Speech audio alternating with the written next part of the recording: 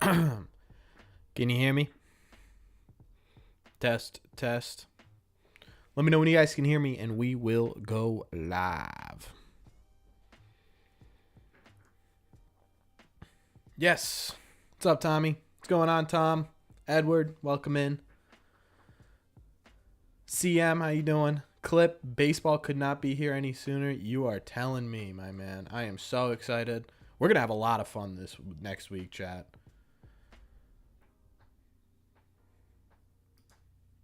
What's going on, everybody? How we doing? I'm excited, chat. We have a big stream today because... What's up, JB? Yeah, we got a big stream today because we are not only going over opening day, what's going to happen on this stream, because we got a ton of cool stuff lined up for opening day on this stream. We're going to talk about what the roster could look like come opening day, some different things to talk about and go over there. We got everything that happened in the WBC, plus whatever you guys want to talk about. So we got a ton of stuff that we can go through here. I guess we could start in just general baseball stuff. What did you guys think of the World Classic? The World Classic. Did you guys like it in general? I loved the World Baseball Classic. I liked the way last night's game ended. I thought that was a really cool way to end last night's game. It was a tad bit slow, that last game. I'm just going to say it. I honestly think I'm already pretty used to the new baseball rules. So it did feel a little bit slow, but the last couple innings there, you kind of don't want a pitch clock in that situation, you know? Like, you don't want a pitch clock. What's up, Mike? Like that Shohei Ohtani Trout. Ugh. Man, Hauk is getting tagged right now. Also, I do have my cat with me. I lost the battle for watching her, so she will be on here for a little bit. Hauk is getting absolutely tagged, by the way, right now. That's another home run. That's 6 runs in 4 innings. What, technically 3 2/3 innings, right?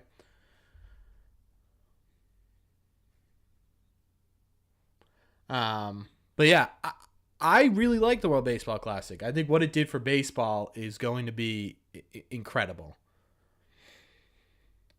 What's up, Ben? Alex Bregman said he doesn't wear a cup anymore because it's uncomfortable and forces him to focus more, which leads me to the question, have jocks gone out of style? I have no idea, man. I have no idea.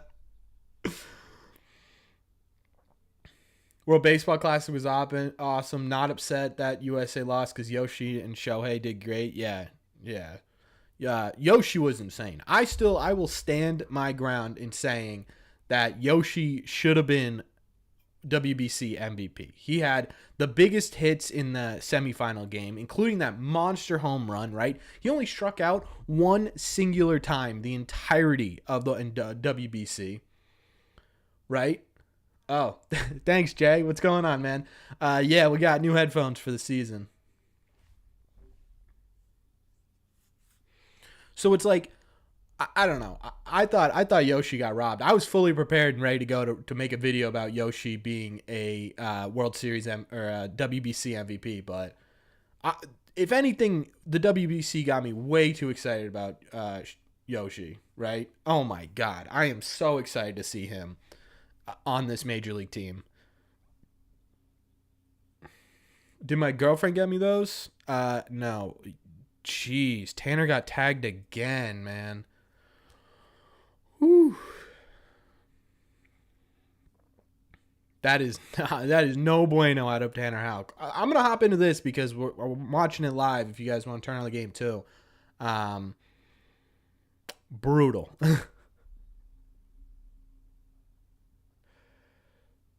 Channel members are like, what feature?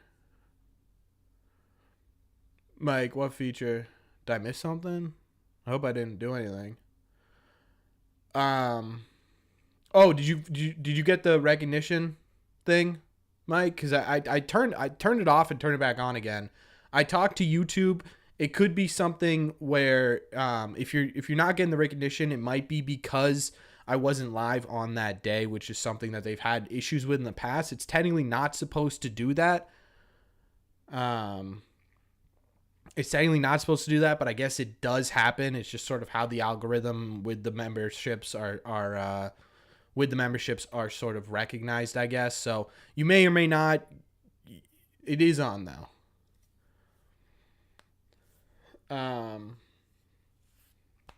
But yeah, okay. So let's talk about Tanner Houck because he's just sort of on here. I made that video on Tanner Houck, how he is going to be a really important factor of this 2023.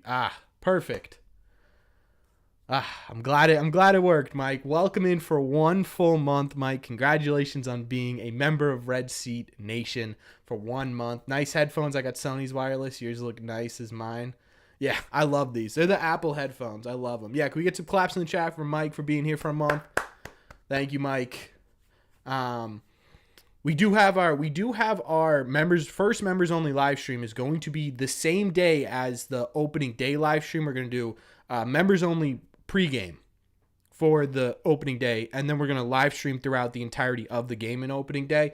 So if you guys want 4 hours 4+ hours of Red Seat Radio, talking with the community, talking with me and stuff like that, and 2 of them, pretty much private access to whatever you guys want to talk about. Don't forget, it's the link in my bio. It also will come up once in a while.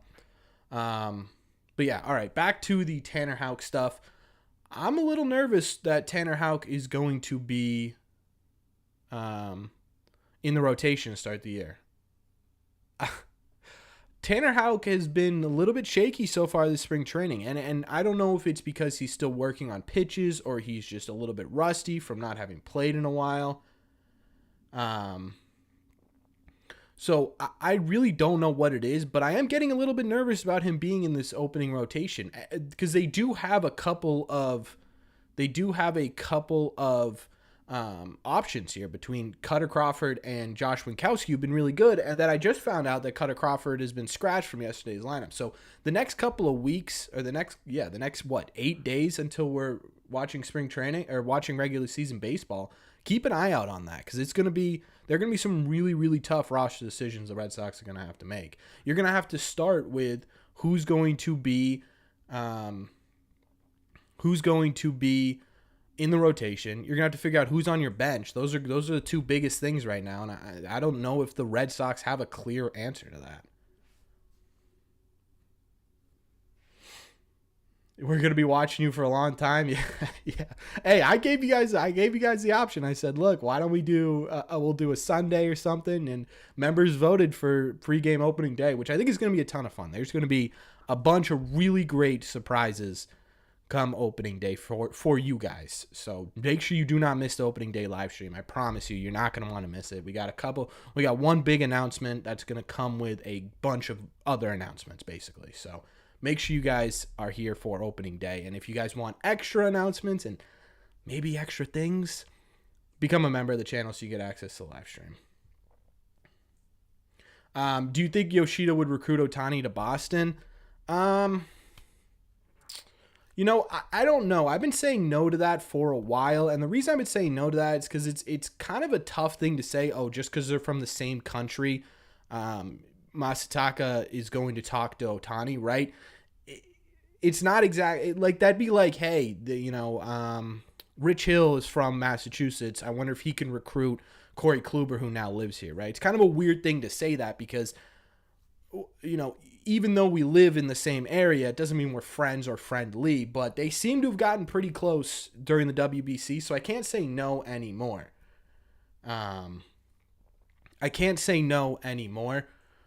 wouldn't say that Masataka is going to be, active this entire year and being like, hey, Ohtani, come here. You know what I mean? So it's like, I don't know. I really don't know. I think at the end of the day, Ben is right. Only money. But at the same time, too, Ohtani's not a money guy.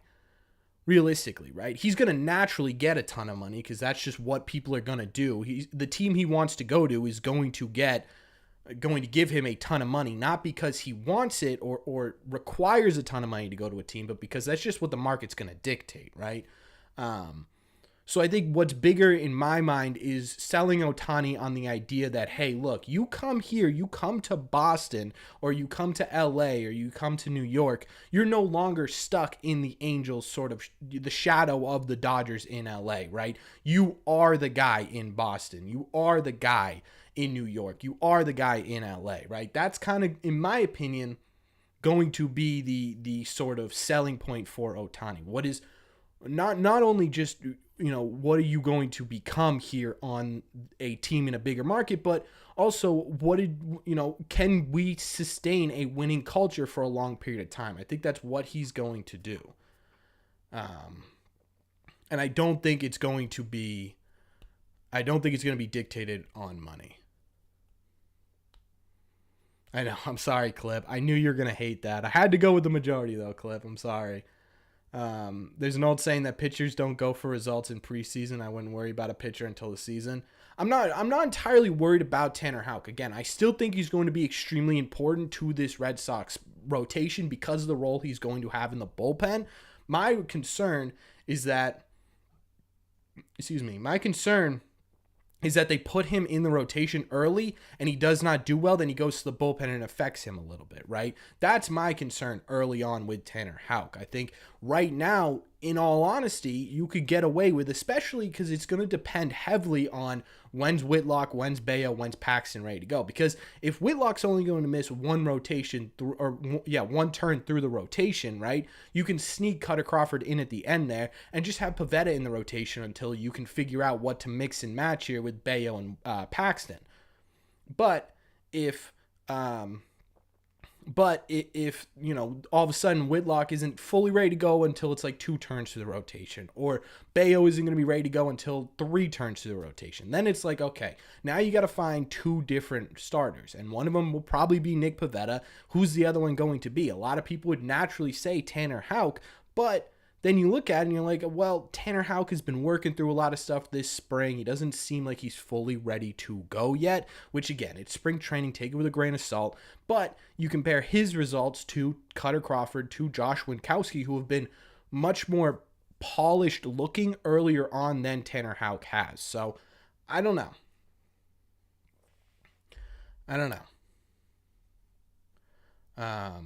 The Ohtani versus Judge hype would be insane for the rivalry. That would be incredible. I would love that.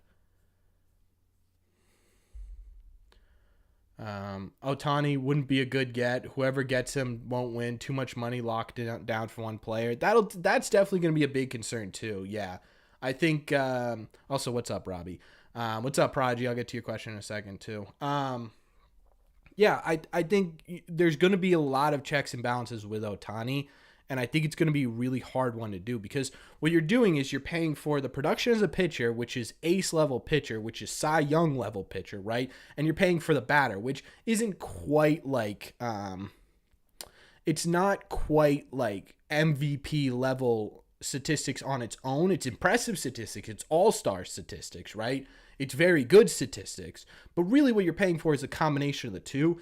And there's a huge risk in that, right? Because you're not going to be able to afford another ace caliber pitcher. You're probably not going to be able to afford another super high quality bat. What happens if Ohtani goes down? Now you're down 2 different pitchers, or you're down 2 different players. You lose 2 players in one person. So there's definitely going to be some risk taken on Ohtani. But it'd be pretty insane for any team not to try and do that, unless you're like the Oakland Athletics, who quite physically cannot fill a stadium, and you simply do not have the money for it. So I don't know.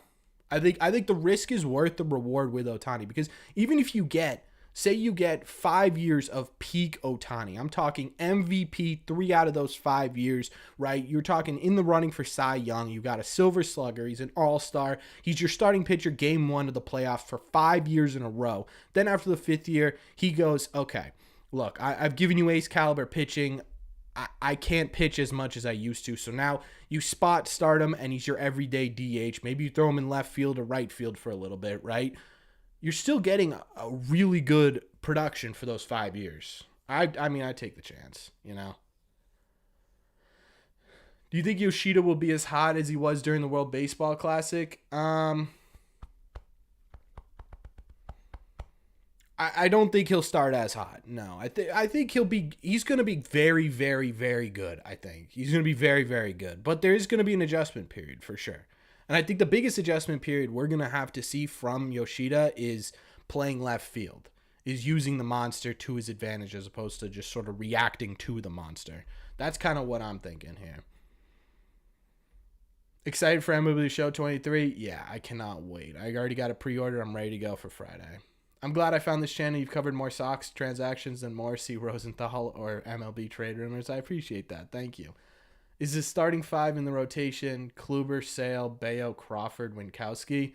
No. It'll be, you're probably looking at Kluber, Sale, Pivetta, Crawford, Winkowski would be my guess. I'm very concerned with Pivetta. Yeah, I mean, we all are. I'm not saying Pivetta is going to be good. I think he's serviceable, right? He's a serviceable. What was his final ERA? Was it above 5 or was it 5?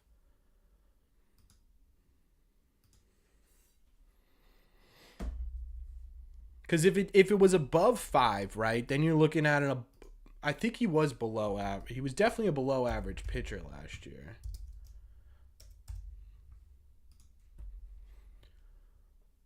But here's my question. 2022, he had a 4.56 ERA, which is, if I had to guess, that ERA plus is slightly below. Yeah. 92 was his ERA plus right there, right? So, Nick Pivetta is not good. He's serviceable. He's very, very serviceable. He had a 2.6 WAR, right? Puts him slightly above league average or replacement level average, right? I don't hate it. I don't hate it. He's a starter on this team caliber pitching last year. So if we're talking in terms of guys who need to fill roles until Whitlock, Bayo, and maybe even Paxton come back, I don't hate him being in the rotation at all. Plus, we're playing a lot less AL East. His first start isn't going to be against the AL East. It'll be against Pittsburgh, which, as much as Pittsburgh's got a good young core there, Oh, oops. As much as Pittsburgh got a good young core, they are, they're not going to be great this year.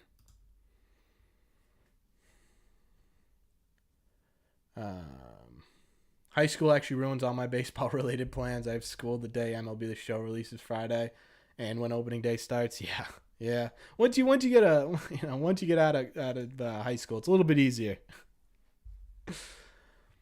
So I don't hate this at all. Yeah, so we'll start the year with the Orioles, and then we'll move into Pittsburgh and then Detroit. And we know 1 and 2 are going to be Kluber and Sale. Sale was confirmed as the number 2 right here. Paxton's a 5. He'll take the ball, give you innings. Or Pivetta. Paxton might be the worst signing in the past 10 years. No. Worst signing in the past 10 years is exaggeration. I don't think it was a particularly great signing, but worse than the last 10 years is that's big. Because now you're competing against, Pablo Sandoval. You're competing against Pablo Sandoval. You're competing against Rusney Castillo. You could throw the John Lackey contract in there a little bit, even though John Lackey was pretty good in that 13 run, right? I'm trying to think of other guys.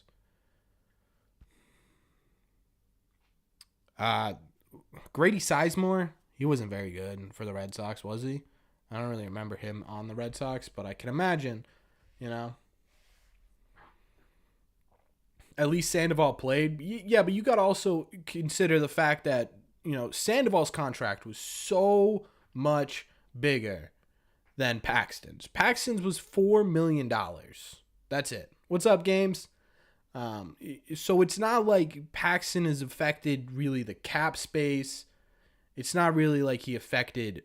He could be a guy who you very easily drop off a roster and not blink an eye at. $4 million is nothing, right? If we were giving Paxton $12 million a year,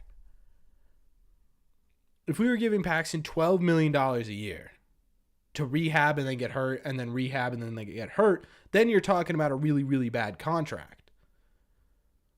But $4 million, we can't be that mad at. What do you think we're going to do? What do you think are going to be the corresponding moves if Tapia, Jorge, and Ryan Sheriff make the roster? I think DFA or Joely on the IL, and DFA Chang if all three make it. I think you're pretty spot on. Yeah, I think Ort is gonna be. He has to be DFA, dude. He's just not. I mean, he's 31 years old. He's just not very good, which sucks, right? He's just not very good. And then Joely, yeah, I think they end up putting him on the 60-man, which would make the most sense because, he's Joey Gallo dropping a ball is not a normal thing. Because it looks like he's going to be at least 2 months to come back. And then Chang, I think they're going to want to give Chang at least a chance, right? But they seem pretty, from everything I've seen, which is interesting because it's kind of the total opposite of what we kind of heard about going into camp, was that they're kind of okay with Bobby Dahlbeck being the utility guy. So I could see all three of those moves being made to get these guys on the roster. I think Tapia is a shoo-in. I think Tapia is definitely a shoo-in. Alfaro, I would say 75% shoo-in. And then Ryan Sheriff, you have to put on the roster because you can't go into a season just praying that Richard Blyer is okay until Joely gets back. Because, again, Joely could be 2 months, Joely could be 4 months, Joely could be 6 weeks. You just simply don't know what Joely Rodriguez is going to look like in terms of rehab starts or rehab assignments or anything like that. So relying on just one lefty for the first 2 months of the season, not a good idea. So I think all three of them are probably going to be on the roster. Our first month should be an easier one, I think. Hopefully enough to build up the team morale. Yeah, I would agree. The first month's going to be super important. From a standpoint of mid-season injuries, will it be better than last year? God, I hope so. So do I, J-Big. Can anyone explain why Brazier's still on the roster? Carl Crawford, that's the name I was looking for, Tyler. Yeah. Tommy, sorry. Called you Tyler. I was looking at the wrong name. I think the reason Brazier's still on the roster is because they genuinely think that he is going to turn it around this year. He did have some bad luck statistically. I'll give him that. I just don't know where he fits. Like, if we're talking about truly improving the bullpen, if you have Ryan Brazier anywhere in your bullpen, right? If you have him in the 6th inning, is that really an improvement to the 6th inning? I don't know.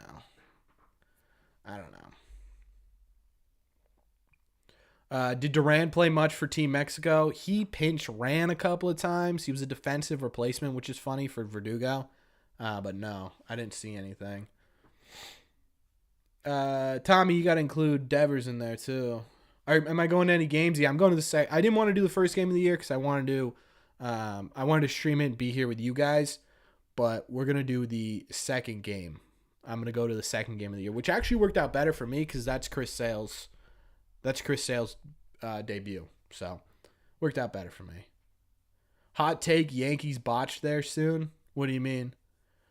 Could I see a Pivetta trade midseason? Yeah, especially if he like doesn't work out. Especially he doesn't want to be in a bullpen role, but in all honesty, I don't see him in this rotation. I still think it's possible to do a 3-for-1 trade. What's up, Peter? It would be not good to let Tapia and Alfaro go. Yeah. And I think Tapia is a little bit different because Tapia can opt out, but it's not if he gets interest from other teams. Like Alfaro, I think, will immediately get interest from other teams. So there are going to be a lot of really interesting decisions, and I honestly think there's going to be some surprise DFAs. Definitely.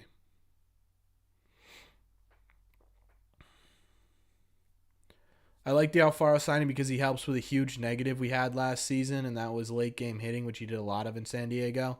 Yeah, I think there's a lot of potential there with Alfaro. I think the biggest problem is he just drops so many balls. He does. Yeah, I didn't even mean literally I picked the second game. I picked the second game of the season because I wanted to do opening day. I honestly was expecting Corey Kluber to be the starter, but I'm very, very glad that I'm going to the second game. Brazier I like because he has tremendous upside for not a lot of money. Yeah. Yeah. I mean, yeah, there is upside to Brazier. We've seen it before, right? And then you take a look at his statistics, and it's really not terrible. Like he was bad last year, but he wasn't as bad. I always spell his name wrong.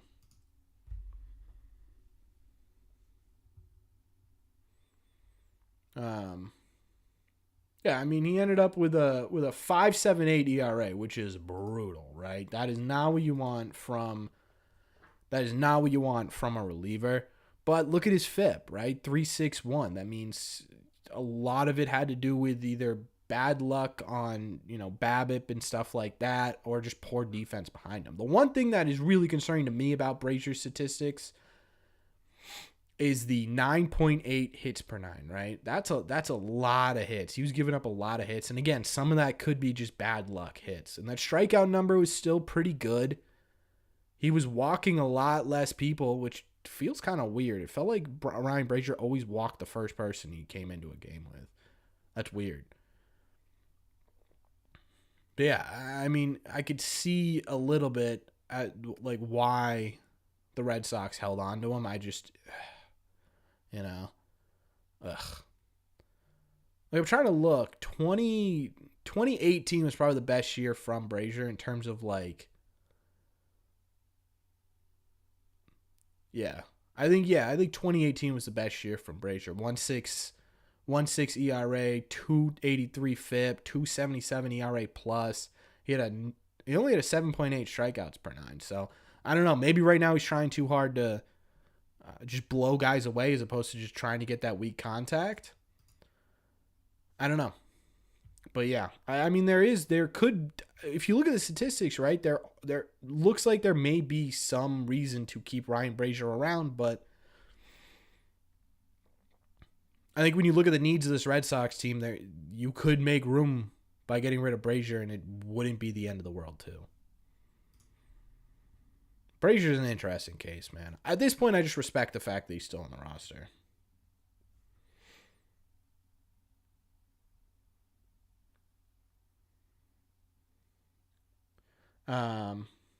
No lie, I feel like every game I watched when he was catching, balls flew by him. I'm genuinely curious if anyone feels like that too.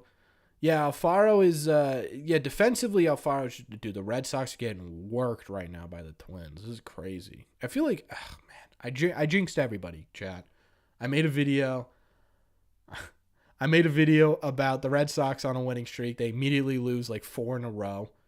And then I make a video on Tanner Houck. He's been kind of terrible since I made that video. I got to stop making videos on the Red Sox. I think that's the moral here. Do you know why Brazier has a crooked head? Yeah, he's got him and Whitlock have the same thing, and it's something to do with their back. I can't remember. It feels like it's all my fault. I feel like it's all my fault that the Red Sox are, and it's just spring training. I mean, at the end of the day, it doesn't really matter, right? If they win a lot of games or not. Just after last year, it feels like every game's a must-win game. I don't know why. Just because like proving, just proving that this team is going to be good. It feels like they need to win every single game. Quit Corbin? I might have to. Can't wait to see the true lineup. Yeah, I'm going to be really curious as to how they structure it, too. I think it's going to move around a ton. Durbin, Feldman, Raimel Tapia, and Nico Goodrum need to be on the team. Dude, Durbin, I could kind of make a case for. I agree with Raimel Tapia. Nico Goodrum, keep him away. Keep him away. I get the switch hitting. I get being able to play a lot of places. But I like Nico Goodrum has a 1.68 average in spring training this year. He had less than a 200 average in Houston last year. I don't see it working out with Nico Goodrum. Who has surprised me the most spring training? It's a good question. Who has surprised me the most?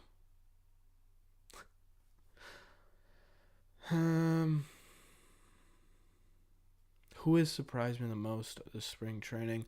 I would say a big surprise is I really like Kenley Jansen's new mechanics. I think that surprised me a little bit. I really wish Jarren Duran would. Man, there's another one. The Red Sox are just getting tagged. This is crazy, Chad. This is crazy. Yeah, Toppy is a big one too. I think Kenley with his new mechanics looks really good. Chris Sale being fully healthy and throwing 95, 96, that's big for me. That surprised me a lot. I thought we were going to see like 92, 93 for the entirety of spring training, So that's good. Getting too hung up on the opening day roster? No. I mean, what else do you want me to talk about, Eric? Like, what else is there to talk about Red Sox-wise? We got opening day in 8 days. Of course I'm going to be excited about it. Of course we're going to be talking about it, right? That's what else is there to do? I just, and I think there are going to be a lot of really interesting decisions made because, yeah, I get everything's going to settle down and I get that injuries are going to happen, but it's not like it's March 1st. It's not like you have an entire month to see things pop up, to see guys do different things, right? You have like 6 more games. That's it. To figure all of this out. So yeah, of course I'm going to be talking about it. It's super interesting. You take a look at the bullpen, right? You've got probably 2 spots in there that need to be filled. One of them has to be, now 3. One of them is going to be Ryan Sheriff, would be my guess. You look at the bench and it's like, okay, sure. Maybe there are some obvious ones there, but to make room for other guys, you're going to have to make tough decisions. That's going to have a huge impact on this team.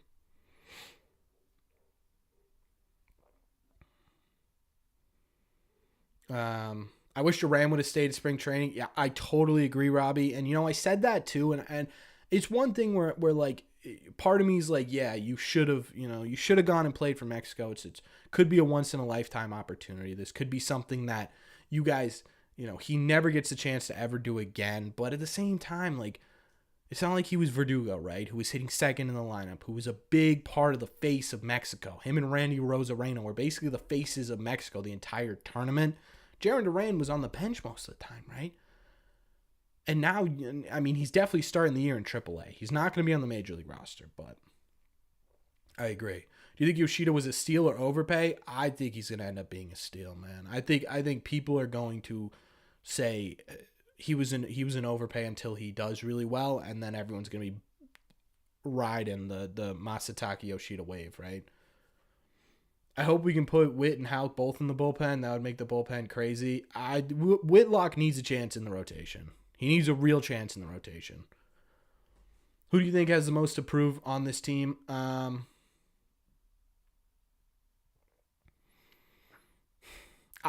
Dude, the problem is the problem with this Red Sox team is that there's a lot of people who have something to prove. Kike needs to prove that he can play everyday shortstop. Christian Arroyo needs to prove that he can be, an everyday player. Verdugo needs to prove that he's worth a contract. Yoshida needs to prove that he can play Major League Baseball. Duvall needs to prove that he can play center field and hit well. Chris Sale needs to prove that he can still do this. Whitlock needs to prove that he's a starter. Paxton needs to prove that he can still pitch. Bayo, not so much. So there's a lot of guys on this team who have something to prove, and that's a positive to me because it means that they are going to be working their asses off to prove that, right? But it's also a bit scary as well. It's definitely something I'm nervous about for sure.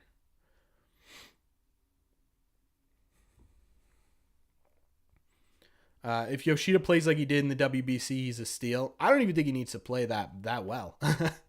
If Yoshida hits around 300 with like 17 bombs, he was worth the money.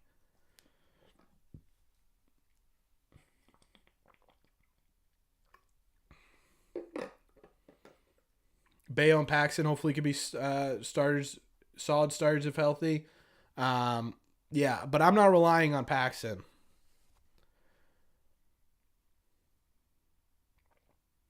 I also wish Duran would maybe move back to second or infield spot, kind of become more a utility guy.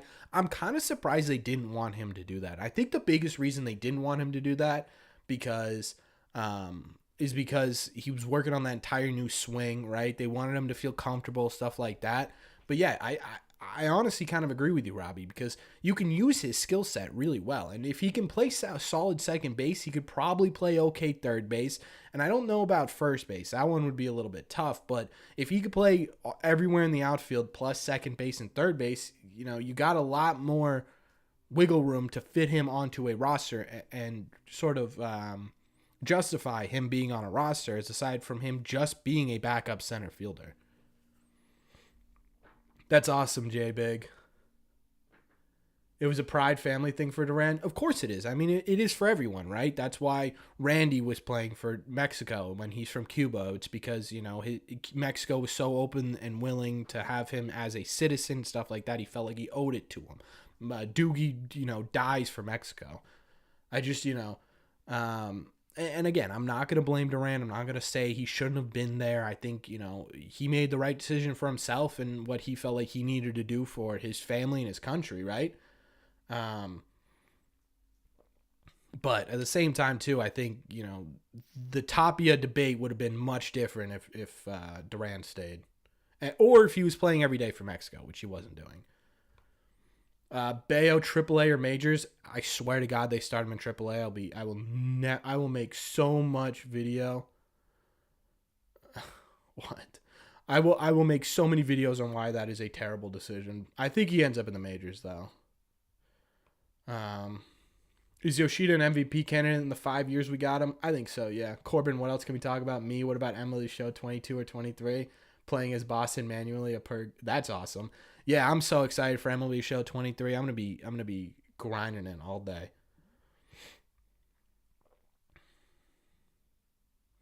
When Story comes back, whose place is he taking? That's gonna be a really, really, really interesting debate, Prodigy. That's gonna be something that it kind of depends, right? If Christian Arroyo is doing super, super well at second base, he's a Gold Glove caliber second baseman. He's a guy who is hitting 260. It's going to be hard. But then Kike's kind of struggling. Then you move Arroyo to shortstop, or you have Trevor come back and play a little bit of shortstop. It's going to kind of depend on what Arroyo and Kike look like, I think. Like right there, right? Arroyo laces a double. No, it's a single. But still, he hits the ball really, really hard, right? And I think Arroyo's going to look good. This is live and you have to listen to me. Royston, I don't technically have to listen to you, but I will listen to you depending on what you say. Why does Duran only get 200 at-bats and everyone's down on him? JBJ got like 3,000 at-bats and could never hit. I'm not down on Duran at all. I'm just saying, for his sort of campaign to make the opening day roster, was it the best move for him to play in the WBC? I don't know. I don't know.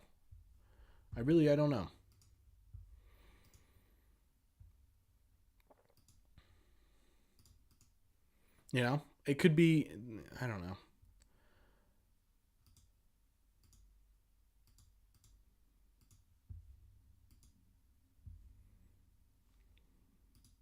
Sorry, chat. Hold on. I lost you. I'm looking.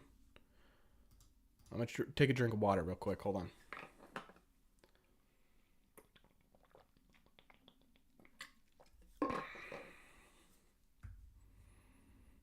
Don't forget, chat, if you guys want to be a part of the private live streams that happen once a month on this channel for members only, be sure to click the link in the description. I can also set up the bot to have him go. Actually, I might do that right now just so you guys, it's also easier to look at chat.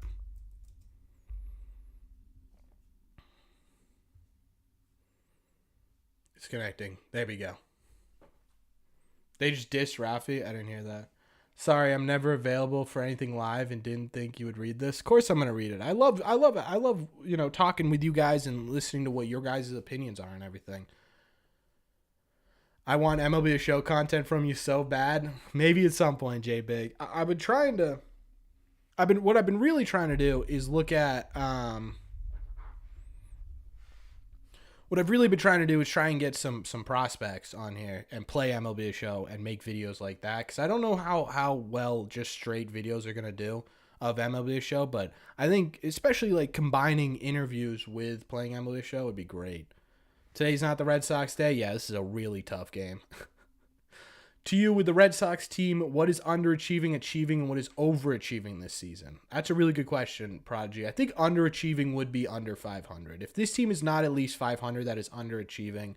Achieving their goal, in my opinion, would be competing for a playoff spot.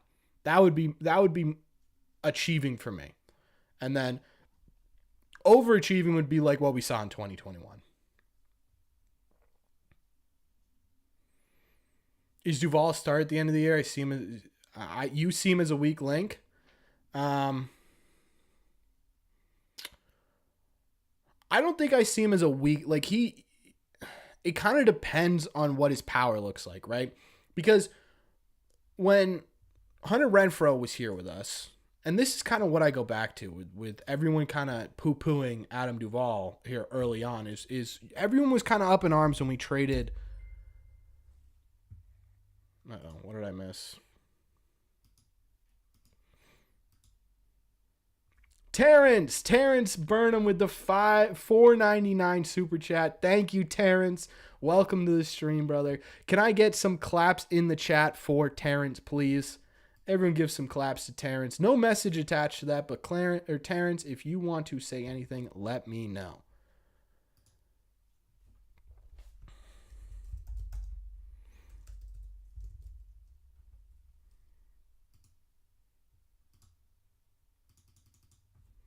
And claps in the chat for Terrence. Thank you, Terrence. I appreciate you. Thank you. Thank you, Terrence. It means a lot to me. I really do appreciate it. Thank you, Terrence. But if we take a look at Adam Duvall, and we kind of compare what his production is to what Renfroe, right? Renfroe did for the Red Sox. And what we're going to do is we're going to straight up compare them. We'll compare their 2021 seasons, because I think 2021 was the year Adam Duvall was healthy. Yeah, 2021 is what we want to look at. So we're going to compare these two. And for everyone who's saying that he's going to be it only lets me do 2022. We don't want to do that. We'll do career, right?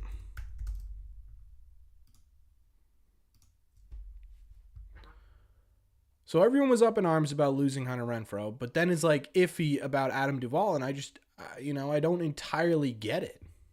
Here.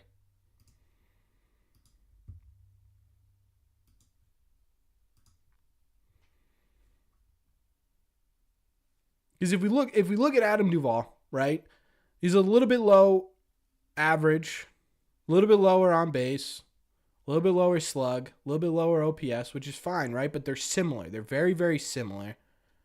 He has more home runs. He has more RBIs. Granted, it's 2 years, but it's still impressive enough numbers where it's like, okay, like this could be the replica of Hunter Renfroe. Now, their total WARs are exactly the same, basically. 10.4 versus 10.7. Offensively, Hunter Renfroe has much more WAR, but then you include the defense in there too. And Adam Duvall is a pretty good defender. Like, he's a very good defender. Not to mention, both of them aren't very good in the postseason, but Hunter Renfroe was terrible. Did Adam Duvall just go yard while I was talking about him? No, he just hit a double. Okay. Do you think Cedane Rafaela swing and miss issues will keep him from being a major league contributor? Chase rate, not swing and miss. That's a good question. I think it's going to prevent him from getting up to this level until spring. Until someone asked too, what super early, but who do you think is going to be called up in September? I think Rafael is going to be one of them. But I think yeah, that's going to play a pretty decent part in when he gets called up, is when he figures out his control issues at the plate. So to answer your question, Eric, I'm not entirely worried about Adam Duvall. I think a lot of it's going to come down to health, and I think a lot of it's going to come down to power, because if he's hitting around 230, I'm not going to be super upset if he has 25, 30 home runs.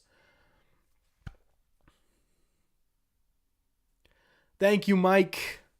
$5 super chat from Mike. He says, think of all the stuff you can do with MLB The Show 23. Any glitches, errors you can compose into a NOP top 10 list and put it on YouTube Shorts, and then a ton of money signs. I wish, man. It's an entire different ballgame making video game content. I think, it's just an entirely different thing. Okay. Can we get some claps in the chat?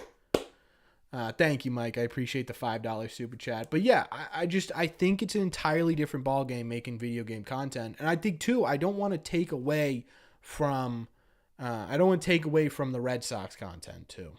Like if I didn't, honestly guys, if I didn't have the other job on top of this, I probably would be dipping into some MLB Show content right now, but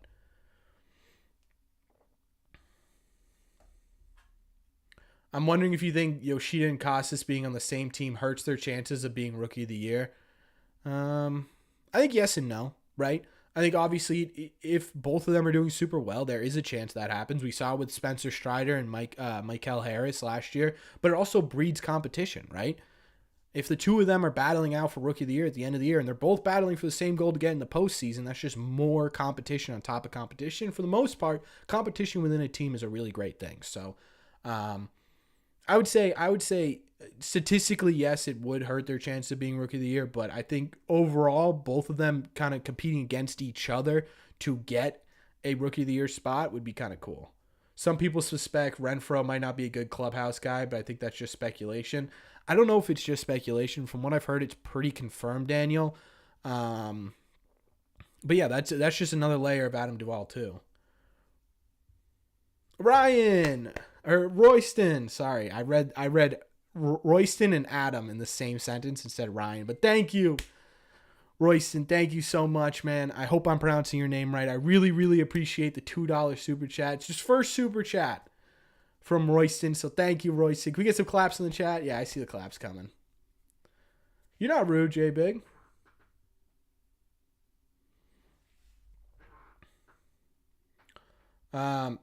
Do you get enough views to get paid? So yeah, once you hit 1,000 subscribers on YouTube, you can apply for the YouTube partnership program.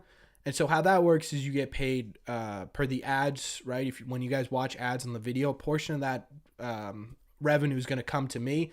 The big selling point to me on becoming a partner with YouTube and getting sort of that revenue stream with YouTube was for membership programs, because I knew I wanted to kind of be able for people to increase their, not commitment's the wrong word, but I wanted to provide more to people who were truly like wanted in on the Red Sea community, right? So that's where the idea for the private live streams and the pre-series analysis and stuff like that came from. So that was a big thing, but yeah. Yeah, so it doesn't, and with the partnership program too, it doesn't matter if you have 500 views a video or 10,000 views a video, right? You're going to get paid whatever ad revenue that's from. Does that make sense, Jay? But thank you, Royston. I'm sorry I messed up. I combined your first and second name here into Ryan, but it's Royston, and hopefully I'm pronouncing that right. Thank you again. Ads suck. Yeah, I mean, I guess for me it's inconvenient more than it's like, oh, why are there ads on the video, you know?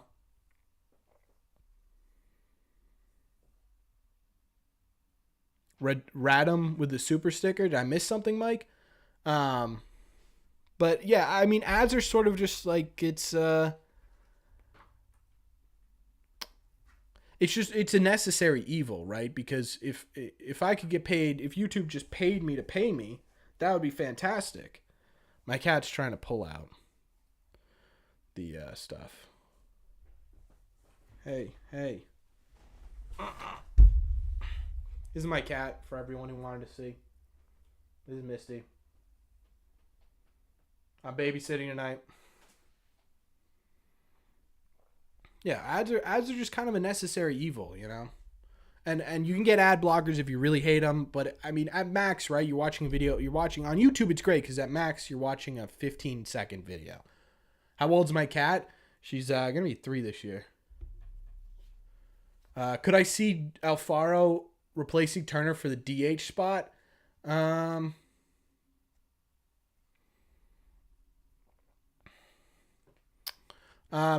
I don't see Turner kind of dropping out here unless he does really, really bad, but I don't see that happening. No.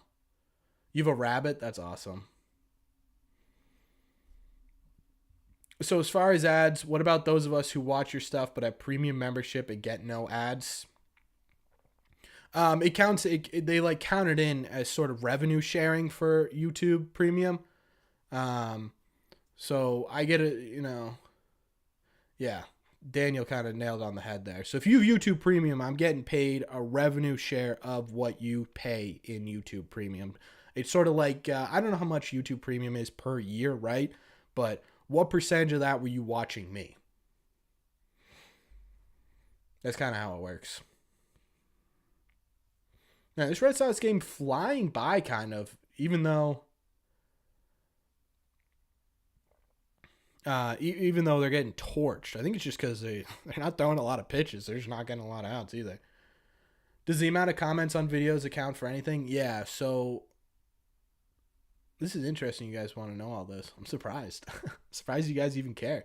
Yeah, so how it works is YouTube takes a look at, especially the first hour that a video's up, it takes a look at just straight up views, right? But it also, more importantly, takes a look at how many likes a video is getting and how many comments a video is getting. And if the video is getting more comments and likes than other videos within that hour, it's going to push it to more people. So every time you comment, it pushes it to someone else. And then you comment again, it pushes it to someone else. So that's kind of how it works with comments. Comments are big. Likes help. Even dislikes. If you guys really hate a video, dislike it. Do I break even with your income and expenditures? It was last year was interesting because I was only eligible for 3 or 4 months. 3 or 4 months. So I don't really know. This will be the first year that I'm getting paid throughout the full year. So we'll have to see.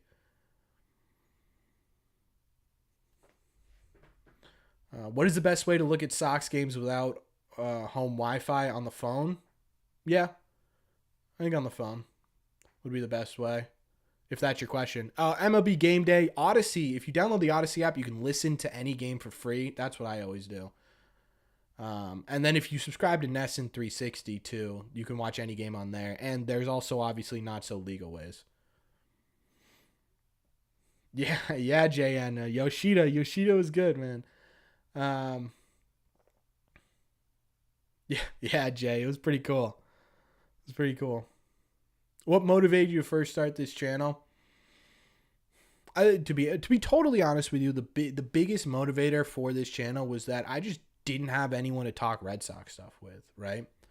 A lot of my friends who had been big Red Sox fans had either stopped really caring or just never really cared about baseball. So I didn't really have anyone to talk to. So I was like, I'll we'll start throwing videos out and then people will comment and we can have conversations, which was kind of the main driving force of the channel. But one thing I also realized is that when I was talking to friends about the Red Sox, one of the big things was, they wanted to know what is going on, but you can't, most 99.9% of Red Sox fans can't can't watch 162 games, but they do want to know what's going on, and it's hard to sift through articles or just stare at box scores and stuff like that. And so that was one of the big things.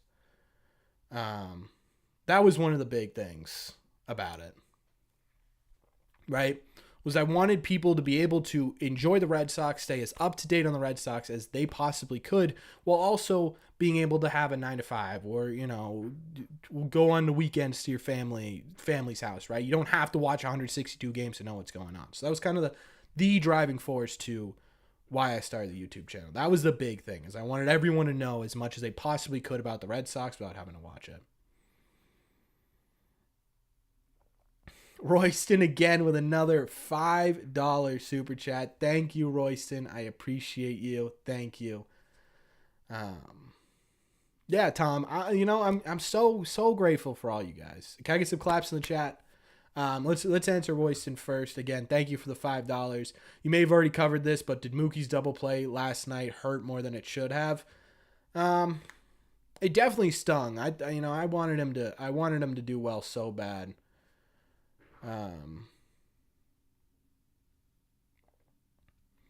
Yeah, I wanted him to do well so bad. It definitely hurt. I would say, yeah, it stung more than if anyone else on that team would have grounded into a double play for sure. Maybe the Red Sox get Shohei. I'd love it.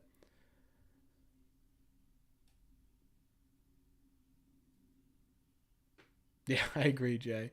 Is that how John Boy started? I have no idea how John Boy started, honestly. Corbin, answer the rumors about your fan account. I don't know what you're talking about, Eric. I appreciate every one of you for being able to talk Red Sox every day. Garrett Whitlock is our best pitcher. Chris Sale still holds that mantle to me. I think Chris Sale overall is our best hitter. Or is our best pitcher, but I think Garrett Whitlock could very quickly jump into that. All right, chat. I'm going to run an ad real quick. I know you guys hate that, but I got to drop the cat off. I got to drop the cat off. 1 second. I'll be right back. Come on, Misty.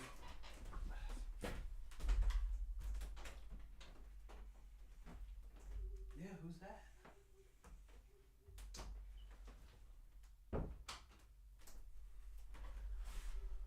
Oh, man. Chat, my cats are so warm. She's been on my lap the whole time. I'm sweating. But she'll be happier out there. All right, where were we? Royston, now a member of the standing room. Thank you so much for becoming a member. That reminds me, if you guys want to have access to private live streams, to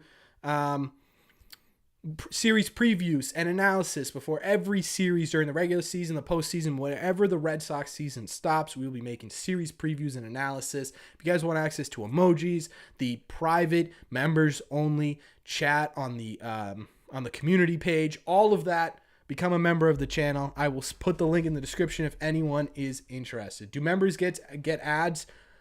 I don't think so.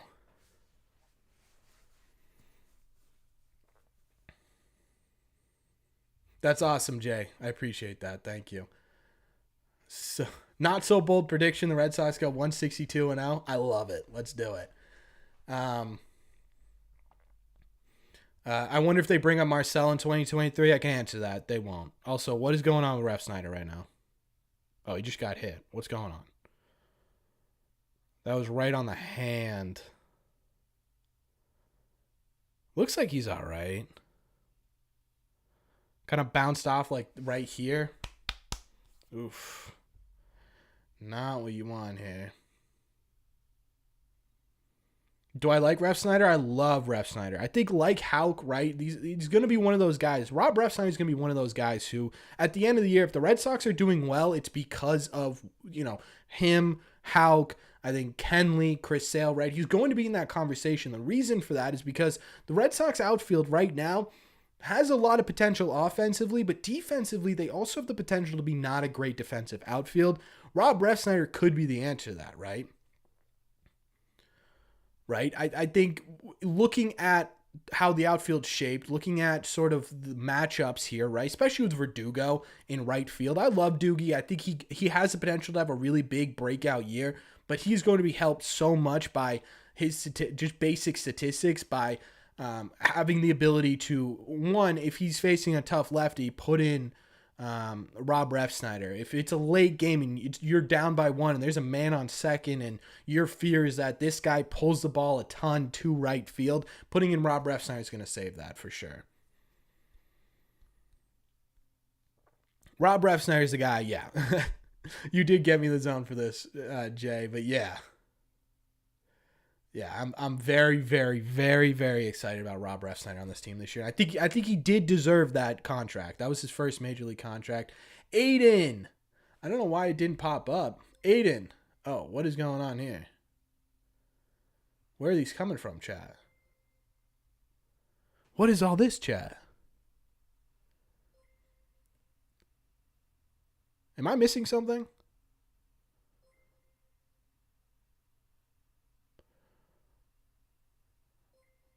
It's going through all of them again, chat. It does this once a stream. Ignore this. I'll hide it for a little bit. Do I remember the Red Sox 10th player award? That was Rob Refsnyder this year, wasn't it? Like bench player of the year? Yeah.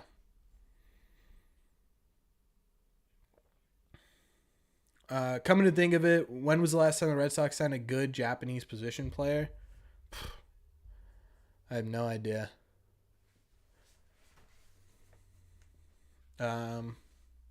Is it bad I can't stand Uke?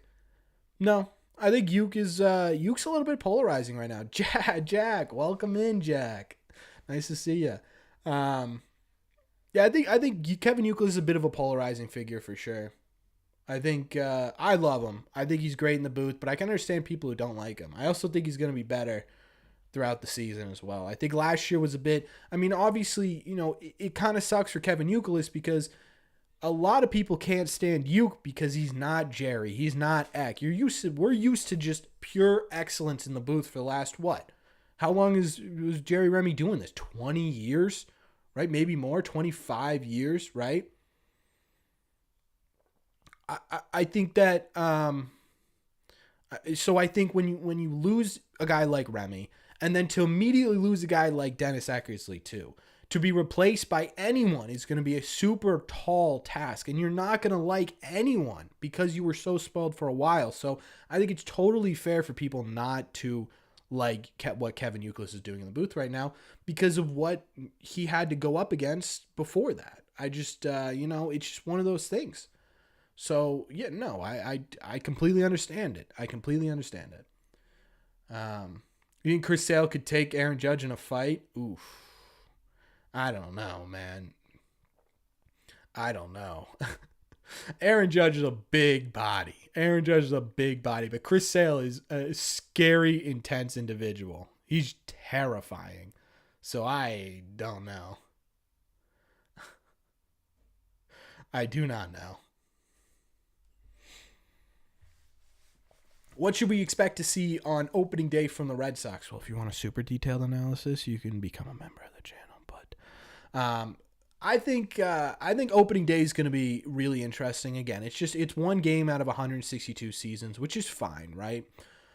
So I wouldn't if they win or lose, don't take that too much into account as to whether or not they'll be good or bad. But there are a couple things I want to see. The first is what does the Red Sox rotation look like, right?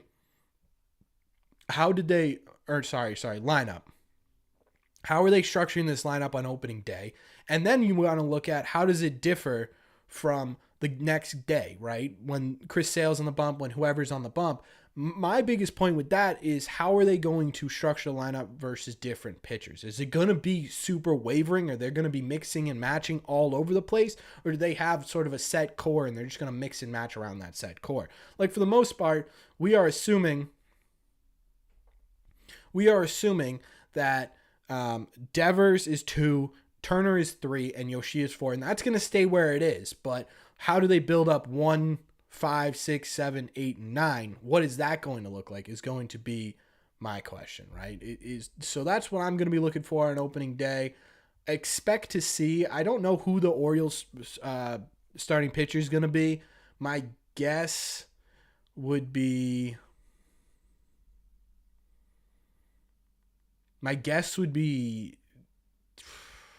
Bradish, maybe. That'd be my guess.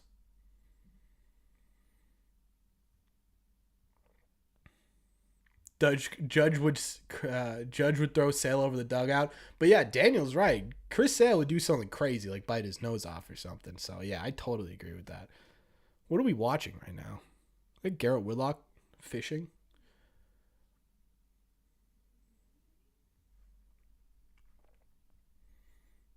Add Veritek to the broadcasting team? Nah, he's too. Veritek's going to be managing a team somewhere. Costas is 5. I don't think they. But the problem is with that, JN, is that you're going to be doing, right? You're probably going to have a righty for the most part in that leadoff spot, either Arroyo or Kike, in my opinion. Then you're going to go left, right, left, and then another left, and then right, and then left. That's too many lefties at the top of the order. I see. I think Casas could work his way up into the middle of the order, but I think they're going to start him at like 7. Would be my guess. Who's the Red Sox leadoff hitter this summer because of the rumors of Yoshida hitting cleanup? I think for the most part it'll be, in my opinion, at the beginning of the year, it's going to be a bit of a battle between Christian Arroyo and Kike Hernandez. That's who I think it's going to be battling against. And I honestly think right now, if I had to choose, it would be Arroyo. It would be Arroyo because he's getting off to a hotter start. We've talked about it before that, man, Caleb Ward should have been DFA'd 2 weeks ago. He's not going to make the team. What was I saying? Oh, yeah, we've talked about in the past that Kike gets off to slow starts, right? Kike isn't a guy who starts off the year radiating hot like some other players. Like Rafael Devers always starts the year super hot. Kike's just not that guy. It takes him a little bit to get used to it, and he's playing a new position. Maybe a smart idea to put Arroyo in that leadoff spot to start it off. So that would be my guess. Casas sunbathing should not have caused a problem. I thought it was funny. I didn't see the issue with it either, man. I have not a single problem with Casas doing that. I know Tech can do double duty. That would be hilarious. Corbin, would you ever join the booth? I don't think I'll ever be asked to join the booth. Ort has been such a disappointment. I know. I felt like Ort looked good last year a little bit, right? I thought he got put into some bad situations, but for the most part, he looked fairly good. Then coming into this year, we kind of were hoping that Ort would pick up a bigger role, and he just didn't. So yeah, I agree. He's a disappointment. Why hasn't he been optioned to AAA? I think they're just trying they're trying to figure out the bullpen, and I think he's a part of it. What would be your dream if I did work for the Red Sox? Like my dream position? Third base. I would play if it was my dream position. I'd be on the field. First Red Sox player to get ejected from a game this year.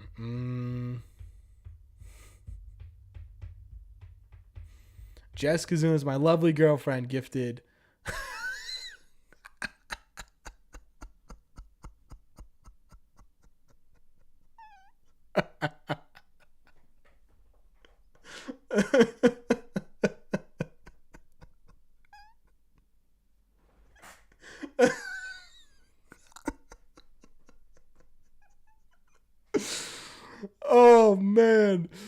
Oh man, that is my account. My private account that got gifted a membership. That's the one my mom uses. Oh man.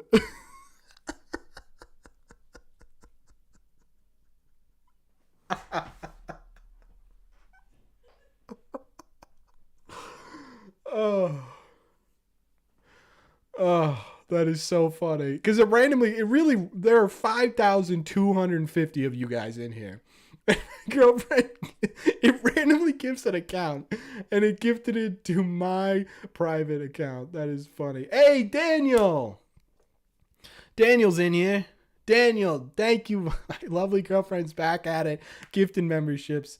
That one was hilarious. But Daniel, congratulations. Better ban that Corbin Provost guy. Yeah, that's so funny. That's one my mom uses. Oh, man, that's hilarious. She's going to be pumped, though. That is so funny. Daniel, where are you? Yeah, there you go. Everyone say give claps to Jessica. Thank you, Jessica, for the gifted subs. I appreciate you. That is so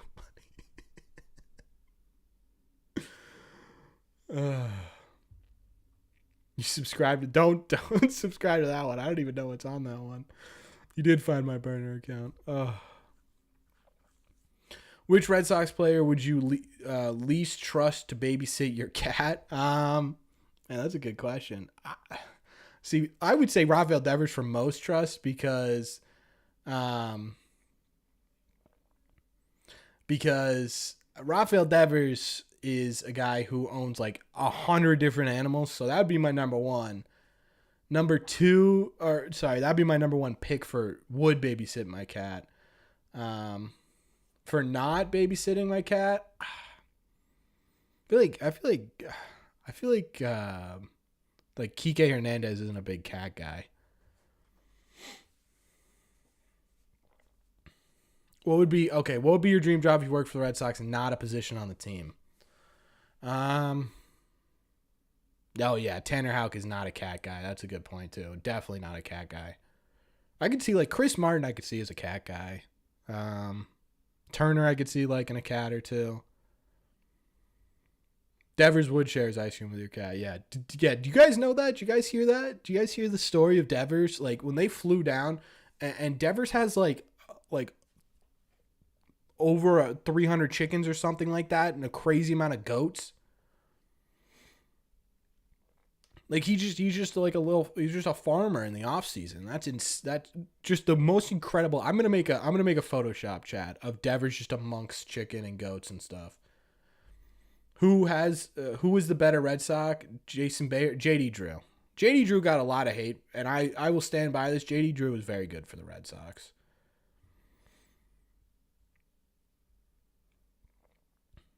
Yeah, see, now that everyone knows, I don't even know. I liked Bay. I liked Jason Bay was good on the team for sure. But yeah, JD Drew that's like my era of when I like really remember falling in love with the Red Sox was the JD Drew era. Devers is the shepherd of the Sox. Yeah, chicken and goat ice cream. Ugh.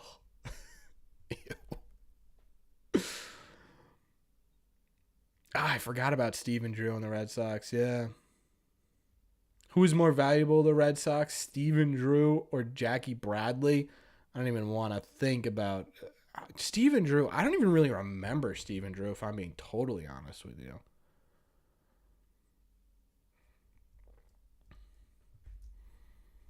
I think it has to be like Steven Drew. I don't really remember. Don't come at JBJ. True. Matrix does love JBJ.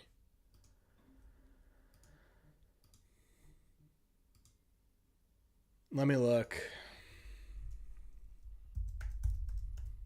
I don't know why I don't remember Steven Drew all that much.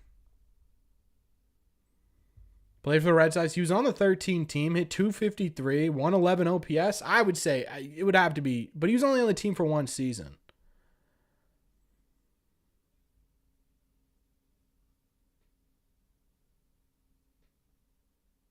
Where did he play? Why am I blanking on Steven Drew? He was a shortstop for the Red Sox in 2013. I don't know why I'm blanking on that.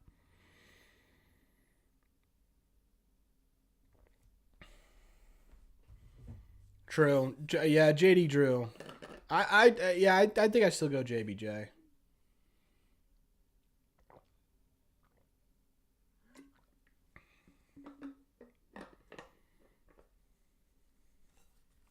Yeah, JBJ was a major contributor in the 2018 World Series. So,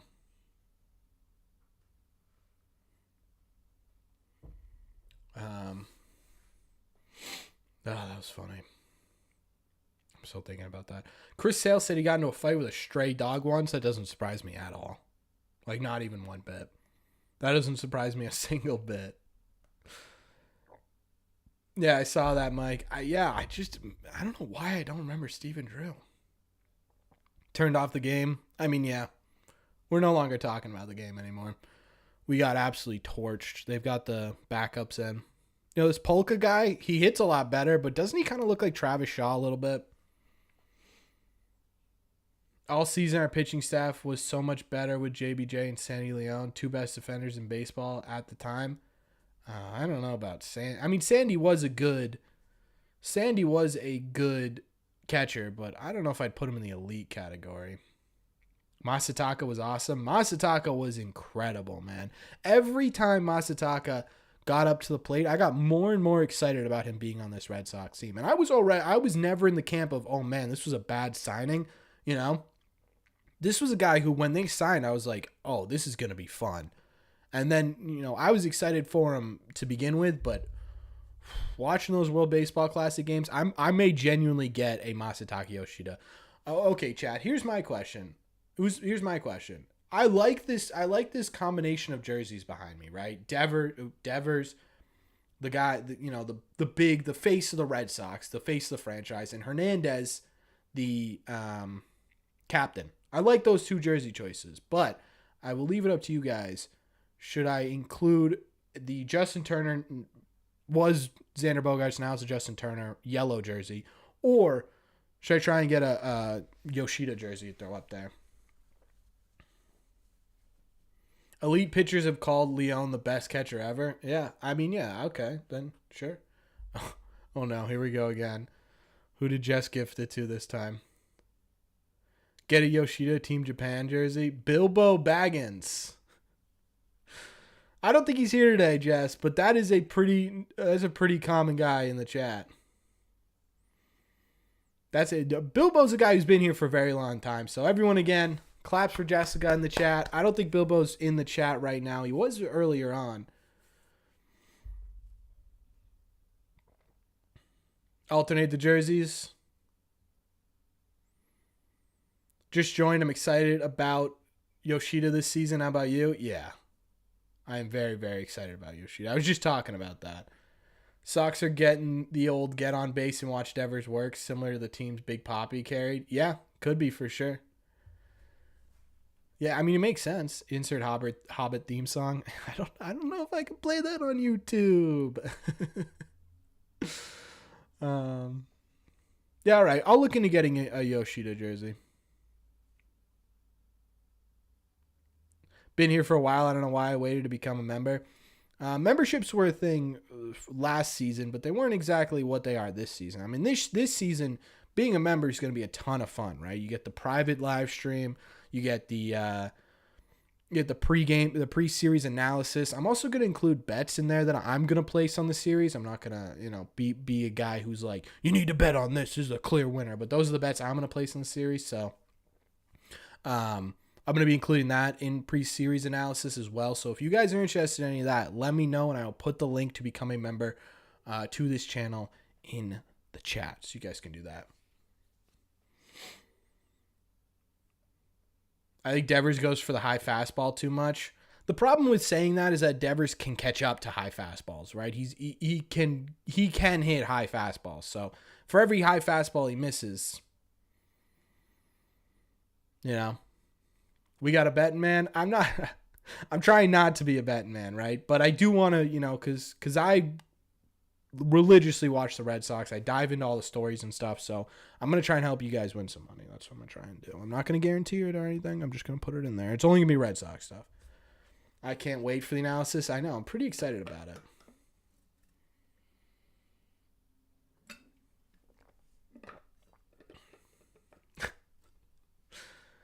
Can everyone agree that Devers owns Garrett Cole? Yeah, Devers owns Garrett Cole. Yes, I can agree with that. Remember the house always wins? Yeah. That's got to be the mindset going into it. I am not a professional gambler.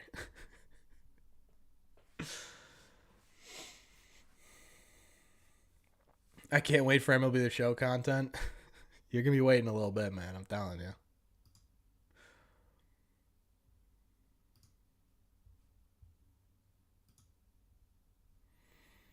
But yeah, what do you guys, thoughts wise, what do you guys think about kind of what this opening day is going to look like? And here's another question I have for you guys too. Do you guys think that opening day will be sold out? Do you think it'll be a full crowd? 'Cause I don't know. I don't remember what JBJ did to Eck either. Are you thinking of David Price?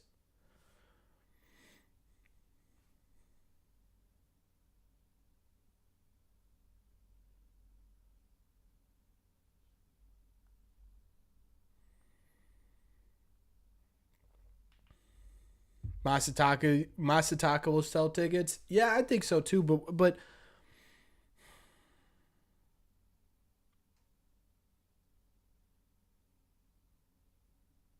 yeah, I remember David Price and Eck got into it. I don't remember JBJ. Everyone crushing Bloom will regret it. Glad you didn't just crush him. Yeah, I agree. Wholeheartedly agree with you, Kay. Um,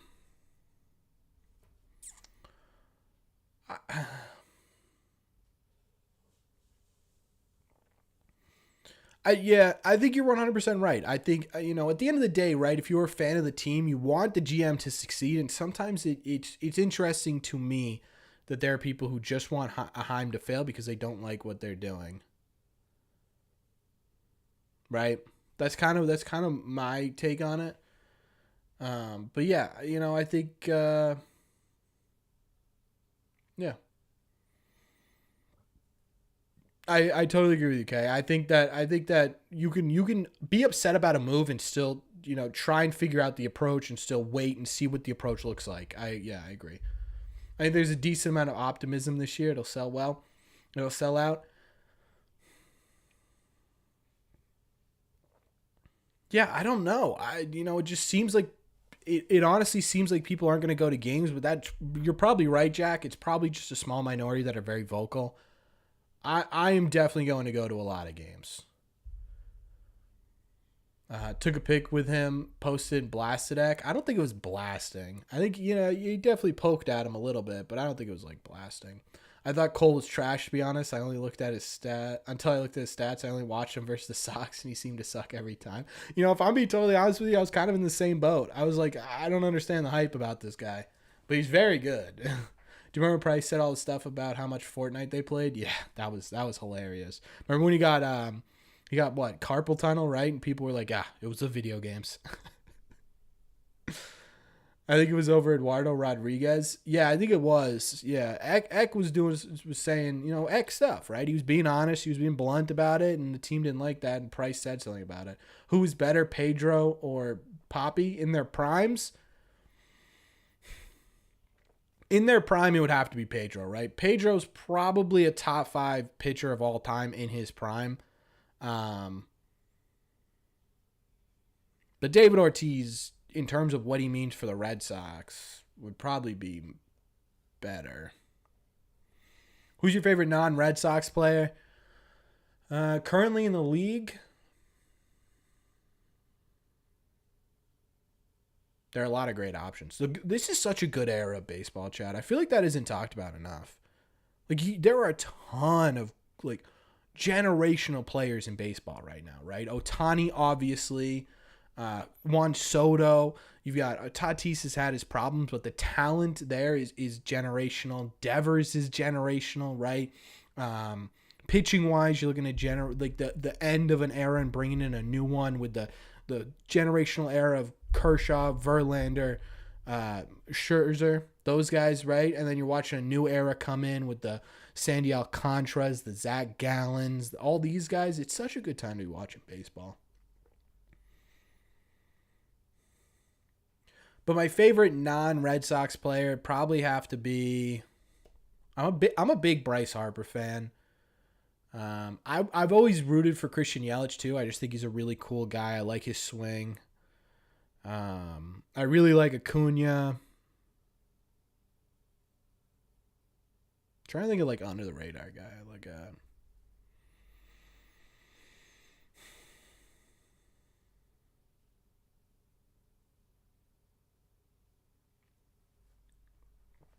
Yeah. Yeah, I don't know. Those are a couple guys. Who has more home runs, Devers or Duvall? I'm gonna go Devers, but I think Duvall goes and run for his money for sure. Top 5 pitchers in prime or number 1 DH. Yeah, I guess that's a good way to look at it. Non-Red Sox, Kyle Schwarber. Yeah, Kyle Schwarber's a big one. That's a good one too. That is a good one. Who hits more home runs, Yoshida or Devers? Devers. Probably pretty easily, but I think Yoshida's going to surprise a lot of people with his home run total. And I know that's been said a lot. But I think, yeah. I think Yoshida's gonna have probably close to 20 home runs would be my guess. Maybe I don't think it'll be 25, 30, but he might be over 20. He might be in that 21, 22 range.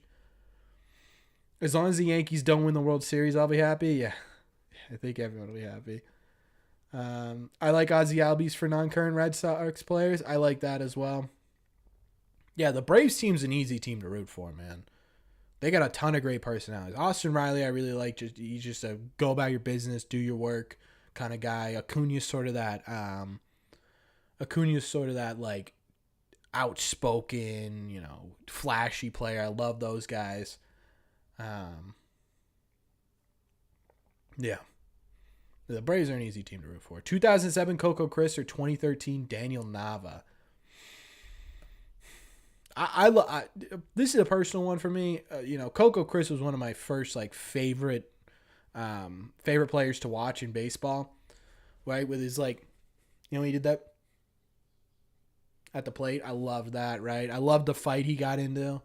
And I loved watching him in center field. So I'm gonna go Coco Chris, Taj. Would you agree that Yoshida was easily a top 3 player in World Baseball Classic? I would say he was top 2, and it's close. It's close. I mean, obviously, what Ohtani did on the mound and what he did at the plate make him the most valuable player, which kind of sucks for, everyone else, You screenshotted that? Great. Which kind of sucks for everyone else because it's yeah, Ohtani being in there, he's automatically the best player on the field, and he should deserve the MVP, but all these guys have such great performances. It's you know what I mean? That's kind of a stupid thing to say, but does that make sense where, he's so good that it's unfair for everyone else? Why, Yoshida statistically and what he did for Japan probably should have won MVP if Ohtani didn't pitch, right? But Ohtani's that good. I like Arenado. Guy straight filth. I agree. Arenado's fantastic. I live in Braves country. Austin Riley's a super cool dude. Yeah, he just seems like the man. Yeah, the Braves do have a good organization just overall. You screenshotted that. Great. Would you let Yoshida bat before or after Devers? I think the plan for now is to have him in the 4 spot. I wouldn't have him back to back. I wouldn't do that. Especially with Yoshida coming, this being his first year in Major League Baseball. I think that, I'd like to get them some sort of bumper in between. So I would put him behind in my ideal world, right? It's so crazy how much things are changing over this Red Sox offseason. Remember I made a lineup prediction video. I made two lineup prediction videos because my first one was just terribly wrong, right? I had Brian Reynolds in it. I had and this was at the very beginning of the offseason, just so no one poops on me too bad. This was the very beginning of the offseason. I had Reynolds, I had Xander, I had all these guys, right? So yeah, I redid it, and I still am it's going to be so off. So I have no idea how it's weird how volatile it is. But yeah, I would put him after Martin. Who is better, Nolan Arenado or JT Realmuto? I would say Nolan. Nolan is. I think you said this. The Red Sox have good options for lineup construction. Yeah, I think, one of the things that's really impressing me with this Red Sox offense is that there are unlimited possibilities for a lineup, and it's deep. It's surprisingly deep for those people who said, it's a bunch of scrubs, it's a bunch of nobodies. What is on my chin?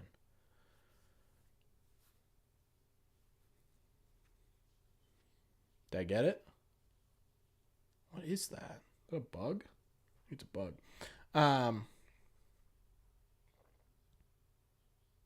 But yeah, you look at the offense here. What's up, Kenneth? And Justin Turner is going to be a good hitter. Duvall is going to bring power, right? And then you got Masataka, who's a little bit of an unknown right now, but looks like he's going to be electric. You got Devers, you got Arroyo. You got a pretty deep lineup. The question is, how do you construct it where it's the most effective? And that's going to be the biggest question going into the 2023 season, in my opinion, right? In terms of position players, is how are you going to implement a lineup that is effective? And I think it's going to vary. I think it's going to vary a lot depending on who's on the mound, what their arsenal looks like, what their velocity looks like, how are specific guys against them. I think what Core is going to have to do is really this year, more than he's done in years in the past, and he's done it well in years in the past, but he needs to sort of bring it up a notch, is use statistics, but marry the statistics with gut feelings, and just sort of, gut feelings might not be the wrong word. Yeah, it is. It's the right word for it. Gut feelings, It's okay, Jay. You're good.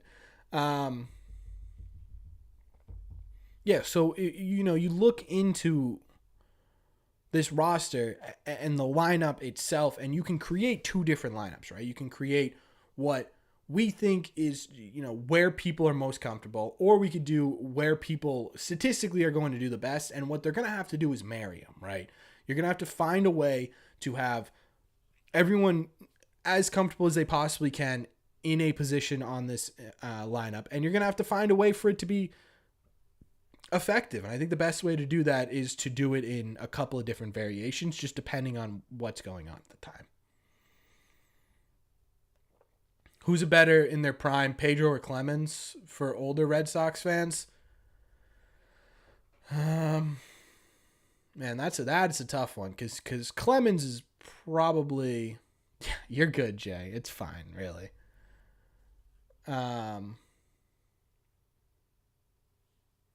Yeah, I would go Pedro, Eric. I think I would. Just pure, like, their best season up against, but Clemens has some really good seasons. I think this is where the age difference is going to come into play. I'm going to do Pedro, but I think a lot of people are going to go Clemens.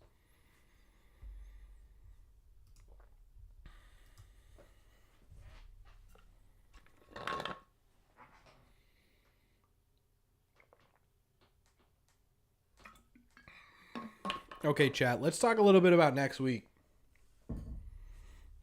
Because I mentioned it once or twice, but I do want you guys to get the full scope of what's going on next week.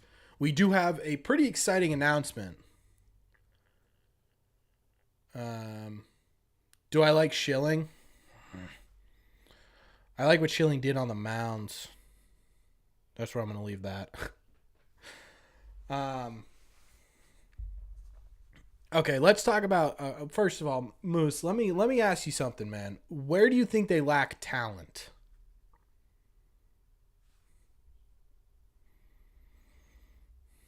Ugh, man. Red Sox got torched today, chat. Spring training. We're not going to worry about it, right? We're not going to worry about it. We're not going to talk about it, okay? We're fine. It's fine. It's fine. Oof.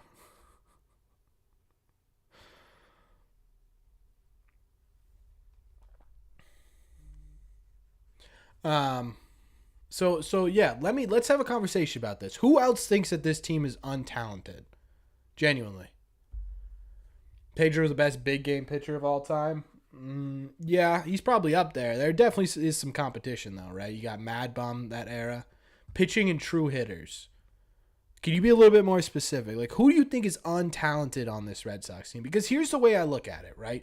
And Emrus, I'll let you have your points here, but here's the way I look at it, right? You're looking at a lineup where you have talent-wise, right, the number one ranked first base prospect in all of baseball, okay? Talent-wise, he is incredible, okay? You have Rafael Devers, who is, when at his best, a top 10 hitter in all of baseball, okay? You've got Masataka Yoshida, who, was literally one of the best on-base guys in Japan's history for the 5 years he played in Japan. He was a guy who was hitting 20-plus home runs, hitting over 325. He struck out at half the rate that he took walks. If that is not talent, I don't know what you consider talent, right? And again, all of this has to translate to Major League Baseball, which is fine, but when you're talking about pure talent alone, 3 guys in the lineup right off the top who are quite literally league-wide known as very talented. Then you get further into the lineup, right? You look at guys like Justin Turner, who over his career, in my opinion, is very talented at 1, putting together really good at-bats, and 2, sort of being able to make adjustments as he goes along, right? Because this is a guy who a lot of people forget totally reinvented himself at the major league level. Right? And essentially revived his career at the major league level. That's something that not a lot of people can say. He's a guy who can make adjustments. He's a guy who can put together good at-bats. And if you're asking me, that's talent. Then you look at Adam Duvall, who, when healthy, is a 35-plus home run threat. That's talent. Right? Then you can go even further down, right? Kike. Look at his postseason statistics and tell me he's not talented in big games. Not everything is at best, though. But look at every other team in Major League Baseball, Ruse. Is there any team put together besides the San Diego Padres and the New York Mets who are all-star lineups?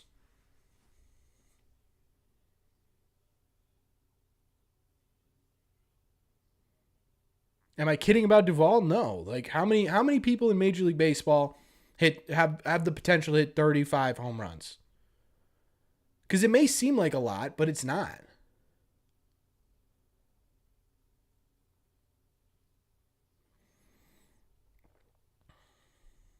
Starting pitching's at the bottom tier of the league. I think. See, this is where we can kind of have a conversation, right? Because on paper, they are, yes. I would agree that they're a bottom tier of the league. But the potential is there for them to be, at the very least, mid-tier. High mid-tier, right? Because you look at the rotation. You're talking about Chris Sale, who everyone thinks he's like 40 years old. He's 33, right? Or going to be 34, one of the two, right? So he's still kind of young. He's as fresh as he could possibly be. And he, at one point, was on track to be a Hall of Fame pitcher. Then you have Whitlock, who was one of the game's best pitchers in 2021. 2022 was injured and was still fantastic. Garrett Whitlock's ceiling is insane. Brian Bayo's ceiling is insane, right? So 3 out of your 5 starting rotation pitchers have the potential to be top 20, top 30 pitchers in Major League Baseball. I'm not saying on paper that that's going to happen, but the potential is definitely there. The Blue Jays don't have an all-star lineup. They have Bichette, they have Vladimir Guerrero Jr., and they have what? Matt Chapman? Matt Chapman was an all-star a couple of times, right?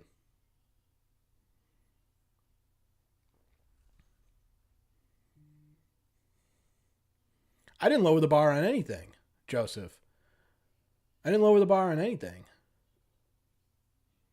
Astros, Blue Jays, Phillies, Padres, Yankees, Dodgers, Braves, all of all-star lineups. The Astros, but like you're talking about it like they all are going. Like here's how I'm looking at this team, right?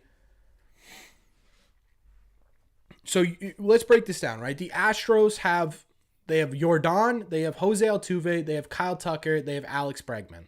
Outside of that, they have Jeremy Pena, right? Okay, the Astros are really good. So, yeah, you could put them in the conversation for all-star teams. The Blue Jays, I don't think, have an all-star team. Phillies, not really, right? Because you've got what? Castellanos was terrible last year. Schwarber was pretty good. You've got Schwarber, Bryce Harper, JT Realmuto, and then you've got role players. Padres, yeah. Mets, yeah. Yankees, outside of what? Judge, Stanton, Rizzo. Dodgers, outside of what? Mookie, Freddie. Yeah, Mookie, Freddie, Will Smith. Braves, yes, but You can't expect the Red Sox to have a fully young all-star team if you don't let them build up a prospect pool, right?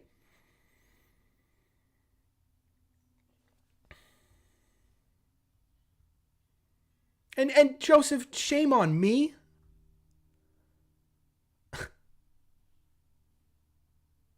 Right? Like how do you think the Braves got so good? It wasn't because they signed everyone to $1 billion and spent $1 billion on their team and figured out a way to do it. Because guess what? Guess who is spending $1 billion on the team? The Mets. Guess what the Mets did last year? Jack squat. Guess what the Padres did last year? Jack squat. You want to know what wins championships? Shame on me for thinking that this wins championship is a well-rounded roster, like the Braves, like the Astros. You want to know how both those teams did that, guys? They did that by growing their farm system. They did that by signing guys early, and they did that by making smart trades and smart signings. They didn't go out there, they didn't spend $1 million or $1 billion on 4 guys and hope that those 4 guys can carry a team to a World Series, because that's not how you win baseball games anymore. Right? That's not how you win championships anymore. Hey, look at the 2018 Red Sox. That was the greatest Red Sox team of all time. Aside from Chris Sale and Nate Eovaldi, the guys you added to that team were not insane all-star level guys. You can throw Craig Kimbrell into that category as well. That's fine. But then you look at the core of that 2018 Red Sox team, the greatest Red Sox team that this we have seen in our generation. Right? Those were all core young players. How do you think that happened?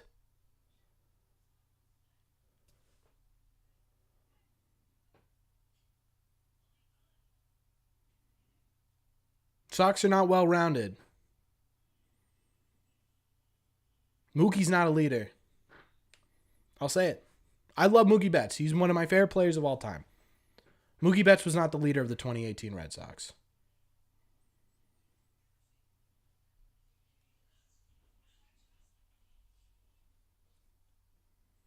Yeah, Valdi was a cheap. Yeah.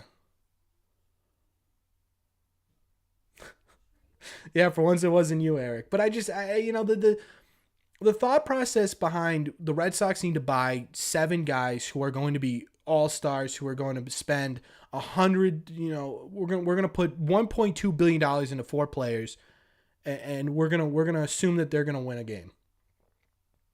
We're going to win a World Series. It's not how they do it. That dynasties like the Astros, really good teams like the Braves, the Dodgers, even the Yankees right now.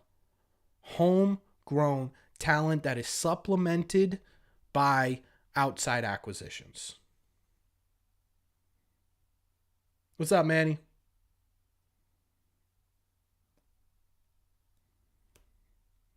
Who would you suggest they got, Ruse?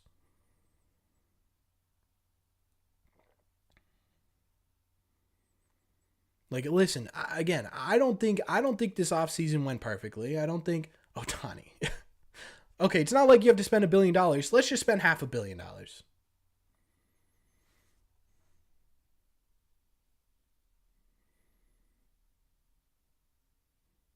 Do I like Cutter Kofi? Yeah, I'm a big fan of Cutter. I think he has a lot of potential.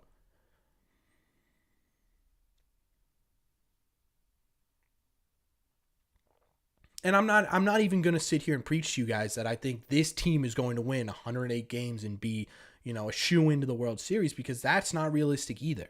What I'm trying to say to you guys is that you need to be a bit more patient, right? The Mookie blunder sucks. Losing Xander sucks. But where do the Red Sox go from here? Instead of saying that this team is terrible, that they're going to stay terrible, that they need to spend money,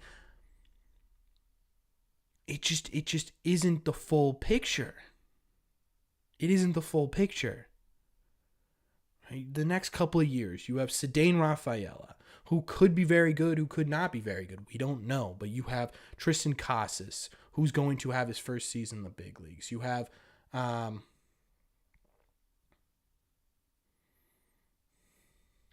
season in the big leagues, right? You look at Brian Bayo, you look at Brian Mata, you look at Mikey Romero, you look at Roman Anthony, you look at Cutter Kofi, you look at Blaze Jordan, you look at Nico Cavadas, you look at Brandon Walter, you look at all these guys, Miguel Blaze, right?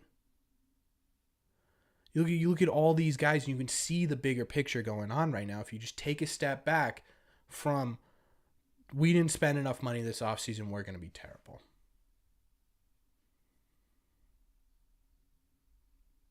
Right? And again, I'm not going to sit here and tell you guys that this team is the best Red Sox team ever assembled, because that's not true either. But looking at this team very realistically, there is talent potential on this team. To say this team is not talented is just simply not true. Letting Xander go, they're too cheap. Listen, you don't have to tell me about Xander, right? Like you guys saw my videos about Xander.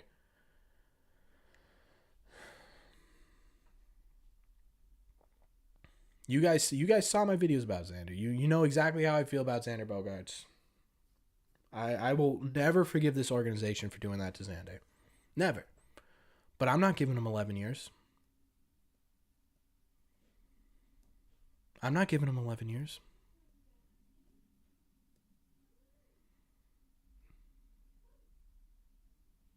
Ryan Brazier will make us go 162. Yeah.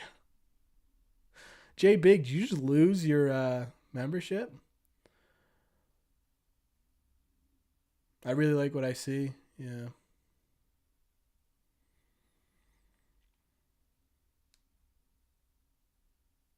$11 years is definitely worth it, dude. Come on.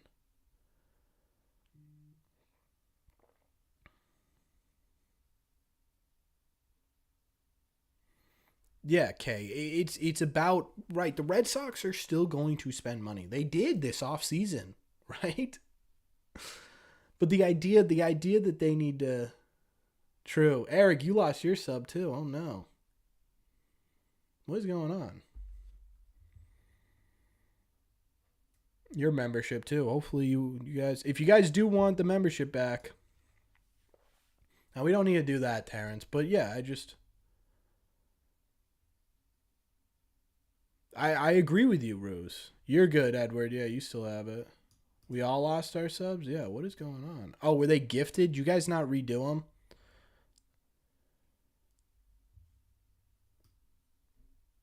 Yeah, that makes sense. Today would be the day. If you guys signed up, make sure you renew them if you want to keep being a member of the channel. Here, let me put the link in there so you guys can re-up it. Because I would hate for everyone to miss the private live stream.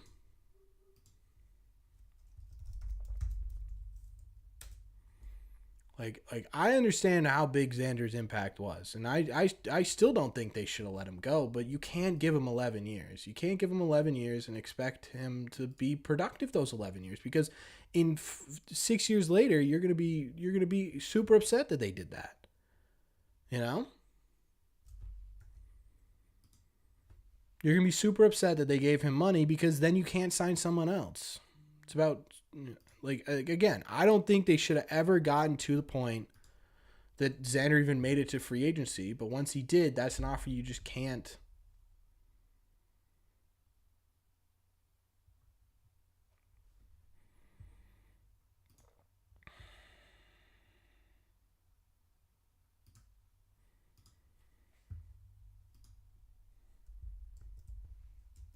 There you guys go. You're good, Jack. It's been a month already? Yeah, I guess so.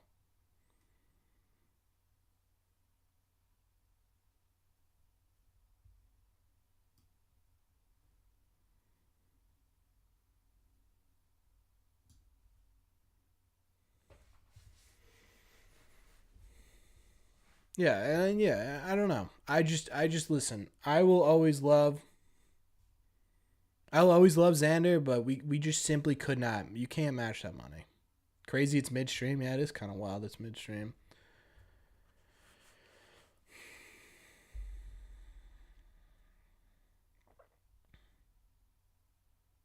That was that was your Corbin freakout for the day.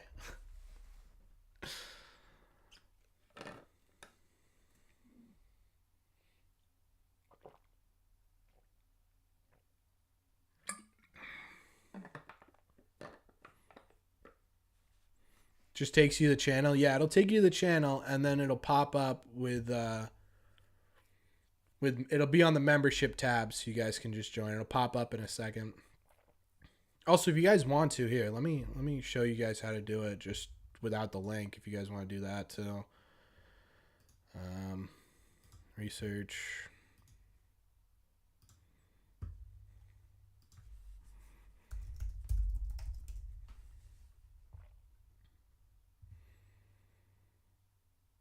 It'll get there.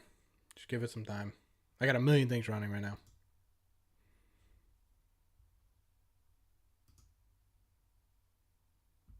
It's right here, right? If you want to become a member, all you got to do is click that button right there. The join button. And it'll pop up. Boom. Easy as that.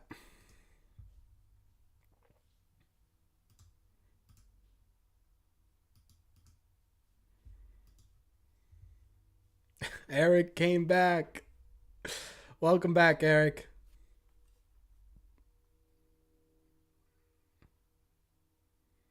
That's awesome, Mike. You did it, Eric. Proud of you. Xander should have never been gone. No, again, Ruse, can you upgrade your thing if you want? Yeah, you can. Everyone join the Red Seat Nation. Ruse, you're arguing something we're agreeing on here. 11 years makes no sense.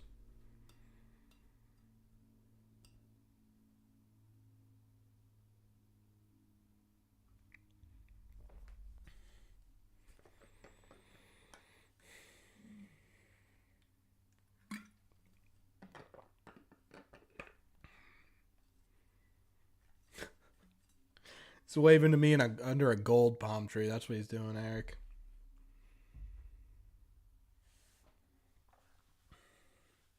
I would have gone 8 years for Xander because of what he meant for this organization, because he would have done, and I think, you pay for the 5 years that he's really great, and then you figure him out for the last 3. That's what I would have done, but again, 11 years is too much, man.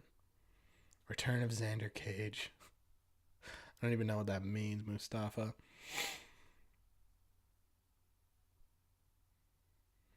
No, Mike, he's not dumb at all.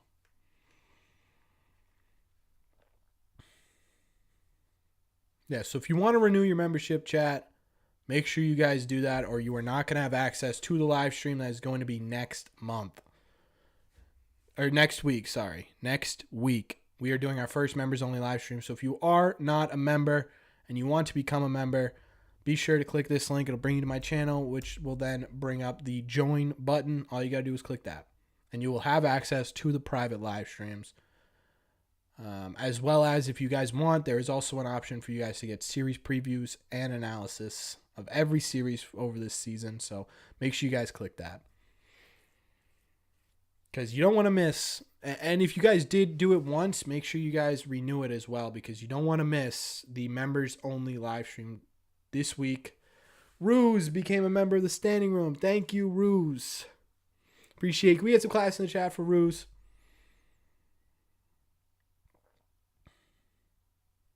You don't get a join. What are you on mobile, Terrence? That's probably why. Thank you, Ruse. Can we get some claps in the chat?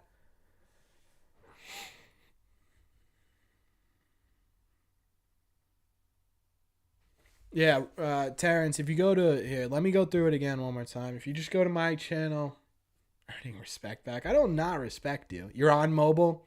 Are you in the app? It was the third Triple X movie, Vin Diesel. Hold on. I'm going to walk you through it on the app too here, Terrence, for anyone who does want to.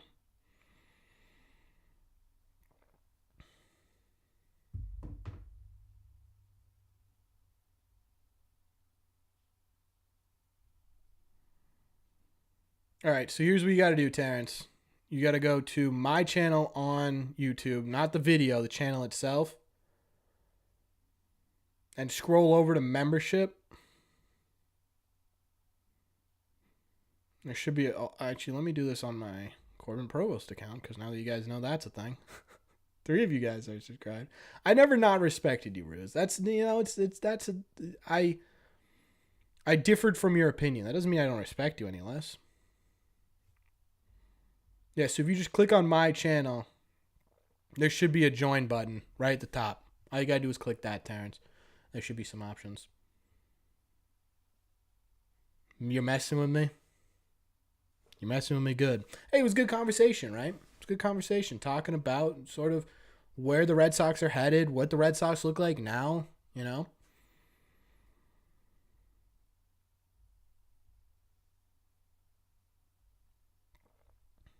All right, so here's what we're going to do. Can you...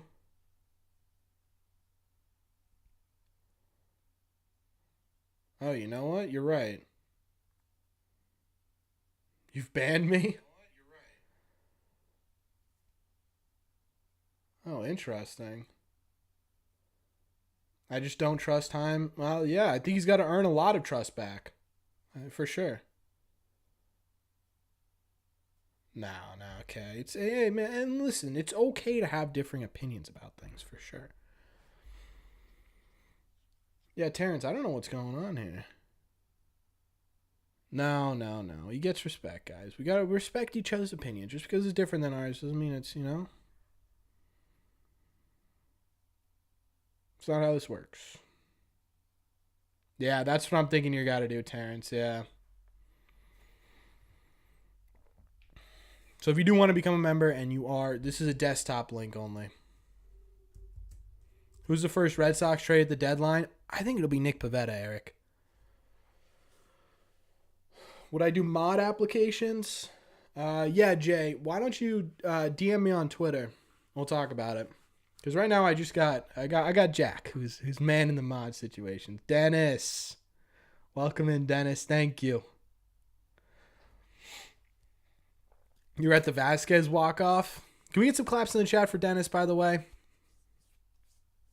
We'll get some claps in the chat for Dennis. Thank you, Dennis. I appreciate you. You were at the Vasquez walk-off? That's pretty cool. Yeah, I was at the I haven't really been to the biggest game I went to was the wild card game. That was the big game.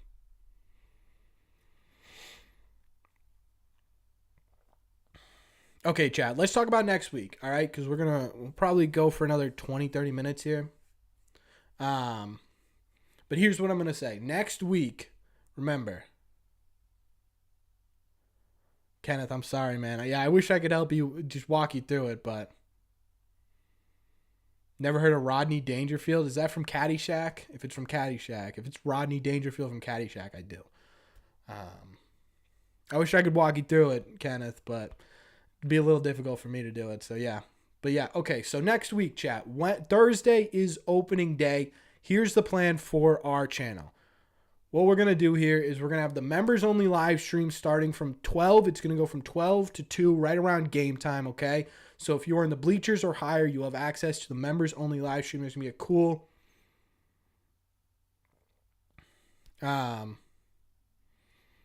There's gonna be a really cool announcement made in there. There's gonna be a couple cool things going on in the members only live stream. Again, if you are in the bleachers or higher. And then starting at 2, we will be live streaming opening day together. We can't legally put the game on YouTube, so what we're gonna do, we'll have the little score box down here. We'll all watch the game together.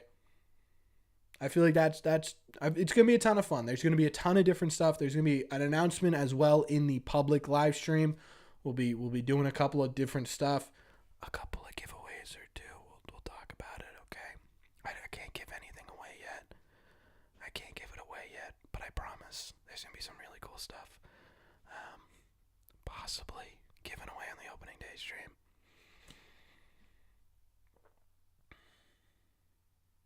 Okay, so that's what we're gonna do next week. Just a heads up, we've got a ton of great stuff.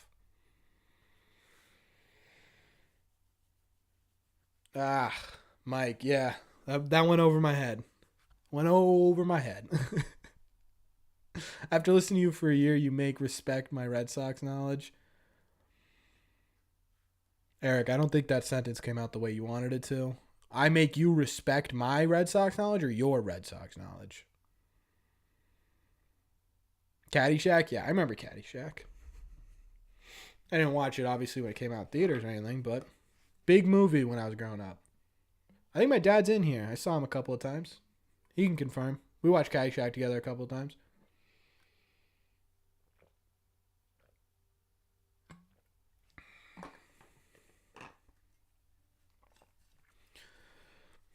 So, yeah, we're going to have a lot of fun. Opening day, chat. I'm very, very, very excited for opening day.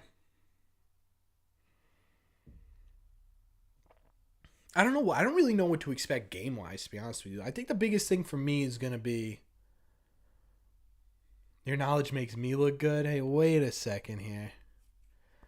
Terrence here. If you're on a web browser right now, just copy and paste that link into your web browser. I hope the Red Sox do good this season. Man, I hope so too. I think they will. I think they'll have a good season.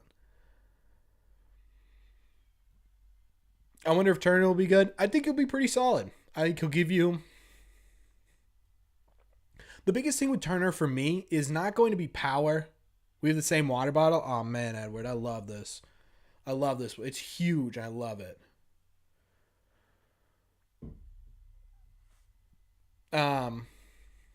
With Turner, do I follow Devers Enjoyer on Twitter? Yeah, I think so. Jay, you don't have to do that, man. With Turner, here's the big thing I'm looking for with Turner, right? I'm not looking for 25 home runs. I don't care about the home run total. Here's what I care about, right? If he's going to be hitting in the third spot of this lineup, I care about on-base percentage because he's sandwiched in between Devers and Yoshida. He is their protection. He is their protect. 2 outs, you've got, yeah, okay, so 1 out, right? Whoever's leading off gets out. Now you got 2, 3, 4. You can pitch around Devers to get to Turner, but then you got to get to through Yoshida. So my idea is that I just want Justin Turner to be good at getting on base because that's all he needs to do. He needs to get on base. He drive in runs when he needs to, right? He doesn't need to hit for power. He really doesn't even need to hit for doubles, to be honest with you. He needs to get on base so that Devers and Yoshida have protection in that lineup. Because if Turner's a really, really hard out to get, it's going to be tough for a manager to make that decision that, hey, we're going to put Devers on because we're going to go after Turner and then face Yoshida. So that's kind of where I'm at here. That's what I'm expecting from Justin Turner this year. Hopefully the Red Sox benefit from the anti-shift. I think they will. Add a new emoji, smiling poppy. I like the emojis we have going into the season. We have the Verdugo emoji. We have the Ace Chris Sale emoji, the Devers MVP emoji, Trevor Story bomb emoji, K emoji. The breaking the stick we're probably going to have to get rid of here. And then we got the Yoshida / everyone wait emoji. Yeah, we were on the same page, Jack. I agree with you, Brendan. Yeah. Thoughts on leadoff? I think right now it's probably going to be Arroyo. I think Arroyo and Kike. I usually believe your takes, but come on, what's up with Houck? It's spring training, right? It's spring training. It's he's working on different pitches. He's trying to add that third pitch. He also hasn't, you got to remember, he hasn't pitched in a long time, right? He had that hip surgery or that back surgery, and he was out for most of the offseason as well. So this team will be great for getting WAR value for their salary. Yeah. Why not Duvall batting third? I think the biggest reason why Duvall wouldn't be in third is because he just simply strikes out too much. Think Hunter Renfroe when you think Adam Duvall, right? Think Hunter Renfroe when you're thinking Duvall, right? Hunter Renfroe was great for power, but he wasn't really great for consistent contact, right? Putting Duvall in the third, having Duvall in the third spot in the lineup. Now, if you're a pitcher or you're a manager of the other team and you're looking at it and you're like, okay, Arroyo's pretty difficult. We'll get through him. Let's avoid throwing anything in the zone to Rafael Devers. We'll strike out Adam Duvall. We'll take our chances that Adam Duvall gets out. And then we're going to go, and then we'll avoid Yoshida and figure out the rest of the lineup, right? Because it doesn't give any protection to Devers. It doesn't give any protection to Yoshida. So that's kind of the big thing here. Barely. Hunter Renfroe was barely had a better on base percentage over his career. How's our catchers? It'll be interesting, Sam. It'll be interesting.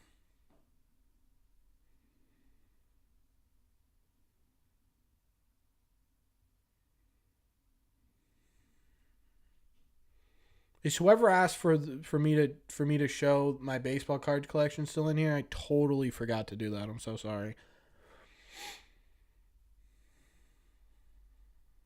Yeah, it's just too many strikeouts for Duvall. You need that protection for Devers in this lineup. You have to. That's why having him at 2 and Xander at 3 was so great last year.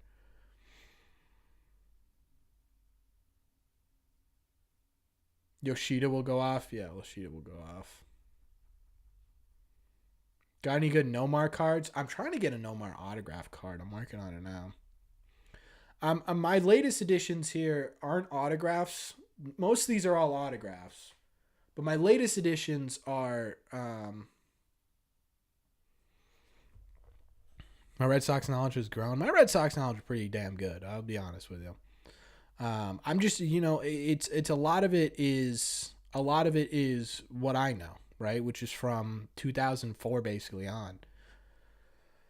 So yeah, my latest editions are like right here ish. You can see it. It's a Brian Bayo rookie card. There's two out of 299, and then right up here is a Casas rookie card out of 223, 2023. So those are the two big ones that I got. I also got the rainbow foil Brian Bayo here. And then we've got Tanner Houck autograph card. I don't know who's right there. Can't really see it. That's Jaron Duran. The bottom level, it kind of goes up in level in terms of like prices here. Bobby Dahlbeck out of 10. Andrew Benintendi out of 75 autograph. JD Martinez and then Jaron Duran. And then up a level, we got Xander, RIP. Verdugo out of 50. And then that's the Tristan Casas right there. That's the Tristan Casas right there out of 2023. And then I got a Garrett Whitlock autograph, Kevin Youkilis autograph. Kevin Youkilis autograph card. That one's one of my favorites. And then a Trevor Story, a Nick York, which is interesting. And then the top level is like my big cards. That's the Devers autograph, the 2 Ted Williams cards my dad got me. Shout out. And then a dual autograph out of 10 baseball card of Marcelo Meyer and Tristan Casas.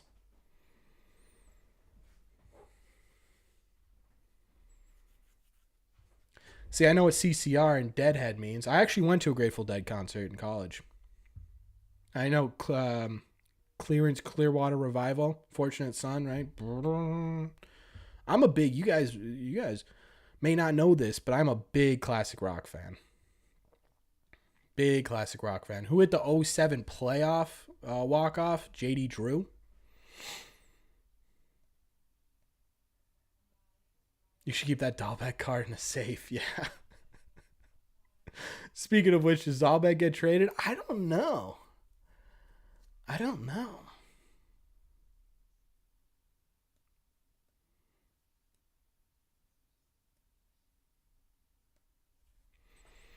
Luck be your angel, I think. My favorite classic rock. My favorite rock band of all time is AC/DC. Favorite rock band of all time is AC/DC. I went and saw them with my dad when I was like, God, how old was I? I was probably like 11 at Gillette Stadium, 2009. So I was 11.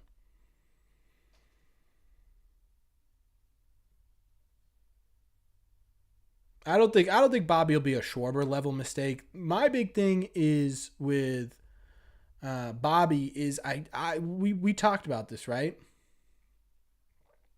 We talked about the kind of battle here for utilityism, I guess, in the Red Sox right now, like on their bench, and I think Bobby would be a better choice than Yu Chang. I think when you break it down here, I'm too young to watch ACDC. No, no, yeah, ACDC is my favorite band of all time. I'll probably get an Angus Young tattoo once I figure out how to get a tattoo. um, yeah, ACDC is my favorite band of all time. It's not even close. Justin Bieber is one of my favorite. That's a little after my time too.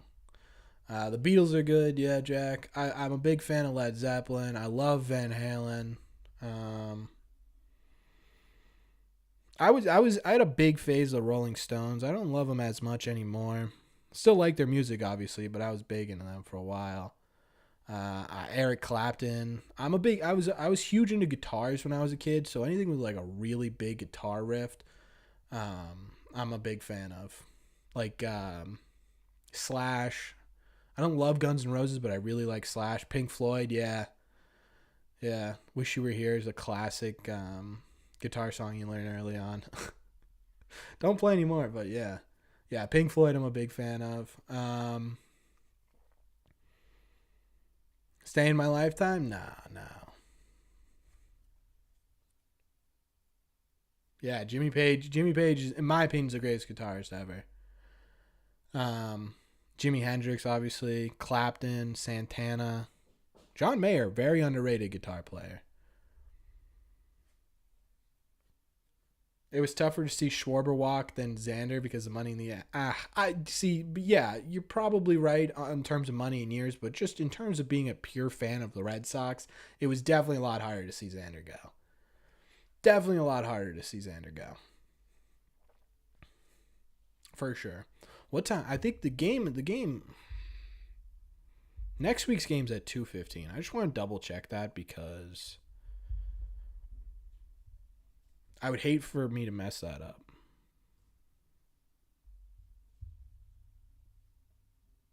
2:10. Yeah.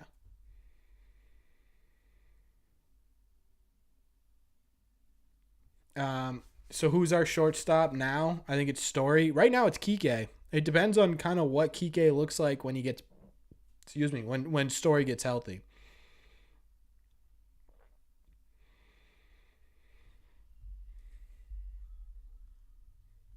Yeah, I'm trying to think of other bands that I like love.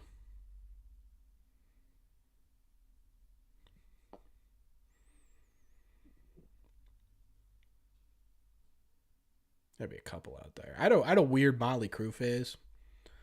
Um, I just know a lot of them. Black Sabbath, yeah, the original heavy metal.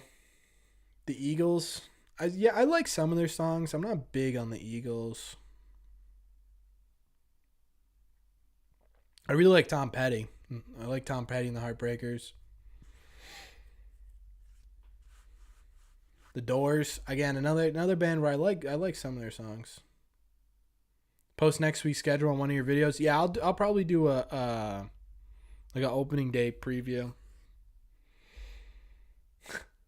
Big Backstreet Boy fan. Yep. Big Lebowski says no Eagles. True. Tom Petty rocks. Yeah, I do like Tom Petty. Motley Crue is awesome. Yeah, yeah. I like Motley Crue.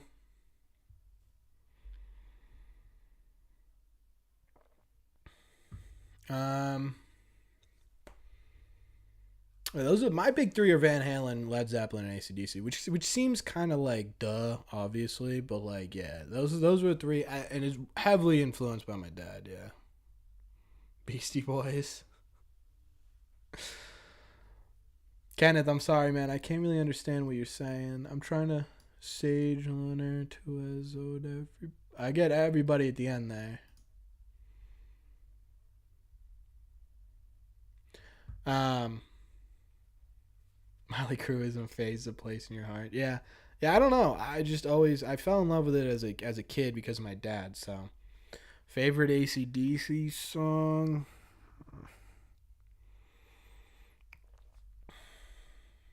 Yeah, I do like the Red Hot Chili Peppers. Favorite ACDC song would be from the Bon Scott era.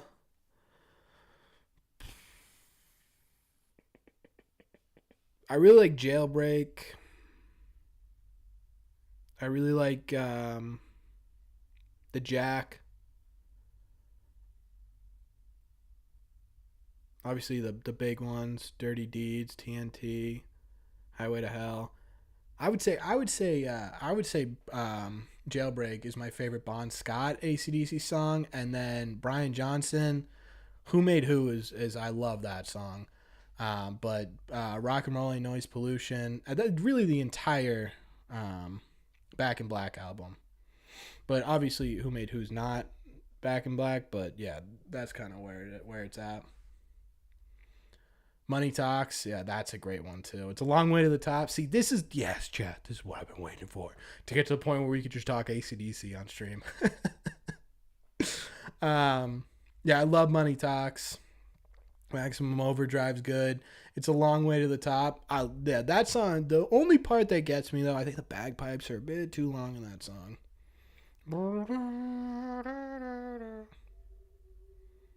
The greatest rock song of all time, Sweet Caroline. Glam bands are the best, yeah? That makes sense for you, Eric. I could see that. That makes sense for you.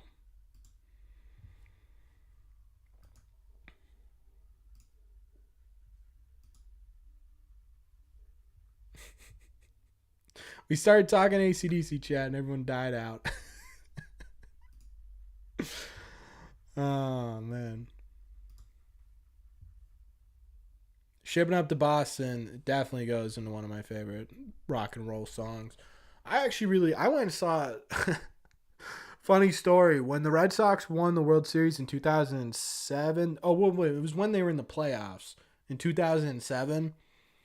My mom didn't really my mom loves the Red Sox too. And so the only thing we knew about the Dropkick Murphys was that they played Tessie and they played Shipping Up to Boston, right? And we were like, all right, so they did like a free concert at Faneuil Hall. And so we drove down, and little did we know, just how, they take Irish songs, they make them heavy metal, basically, right? And so we didn't know that. I was 9 years old, and we were in the front row because what we were expecting was a Red Sox rally. No, it was just a straight Dropkick Murphys concert. I was 9 years old in the middle of a mosh pit. I had people surfing, crowd surfing down towards the stage on top of me. I had to get pulled out. It was crazy. It was crazy. But yeah, that's every time I think of the Dropkick Murphys, I think of that.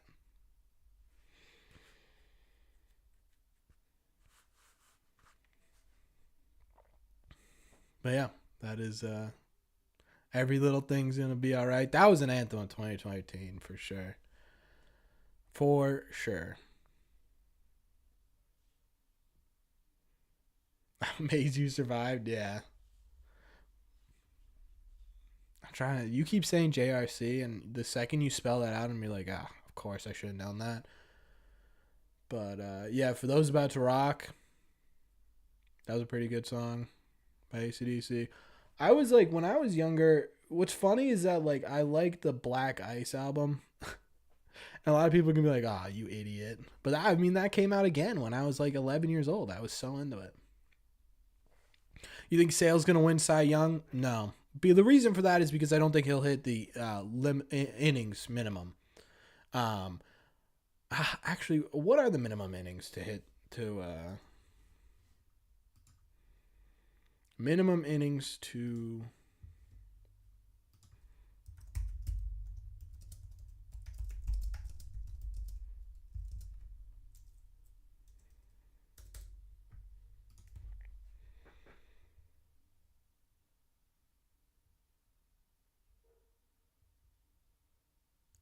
None of this is. Why is it so hard, right? Just tell me what it is. Do you guys know?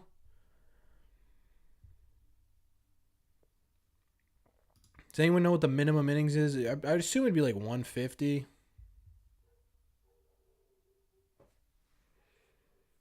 Way over my head. No, dude. I know all about him, Eric. Eric, you act like just because I'm younger than you, I know nothing. All right, chap. again, if you are still here, remember. Oh, I like big balls too. But we've got the biggest ball. The Red Sox Junior Rally song. But anyways, okay, chat. This was sort of our warm-up. Next week is when it starts. For those of you who do not know, we stream every single week during the season, and it begins next week. Again, for those of you who are members or want to be members, we are going to be live at 12 o'clock on this channel. For members only, we'll be live. For everyone else at 2 p.m. We got some really, really cool announcements. We get some really, really cool announcements to make.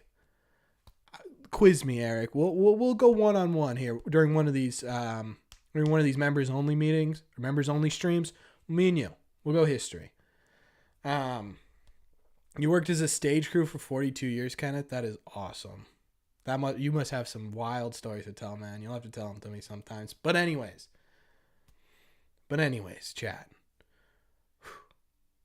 We are going to be live 12 o'clock. If you want to become a member or are a member, I'll put another reminder on the community page so you guys have that. Again, public too, but this is going to be a ton of fun, ton of announcements, ton of cool stuff during the opening day live stream. So make sure you guys are there. I've got an interview with the Red Sox coming out on Monday, so I'll keep you guys updated on that as well. If you guys have not hit that sub button, do me a favor, hit that sub button. If you want to hit the like button on this video as well, it'd help it out a ton. Again, thank you to everyone who donated, subscribed, gifted, whatever it was that you helped with in this stream. You guys are all fantastic. I love hanging out with you guys, being in here. It's the best time. I will see you guys, again, starting regular streams again every week on Thursday, and I will see you guys probably in a video on Friday. Thank you all very much for clicking on this one, and I will see you in the red seats.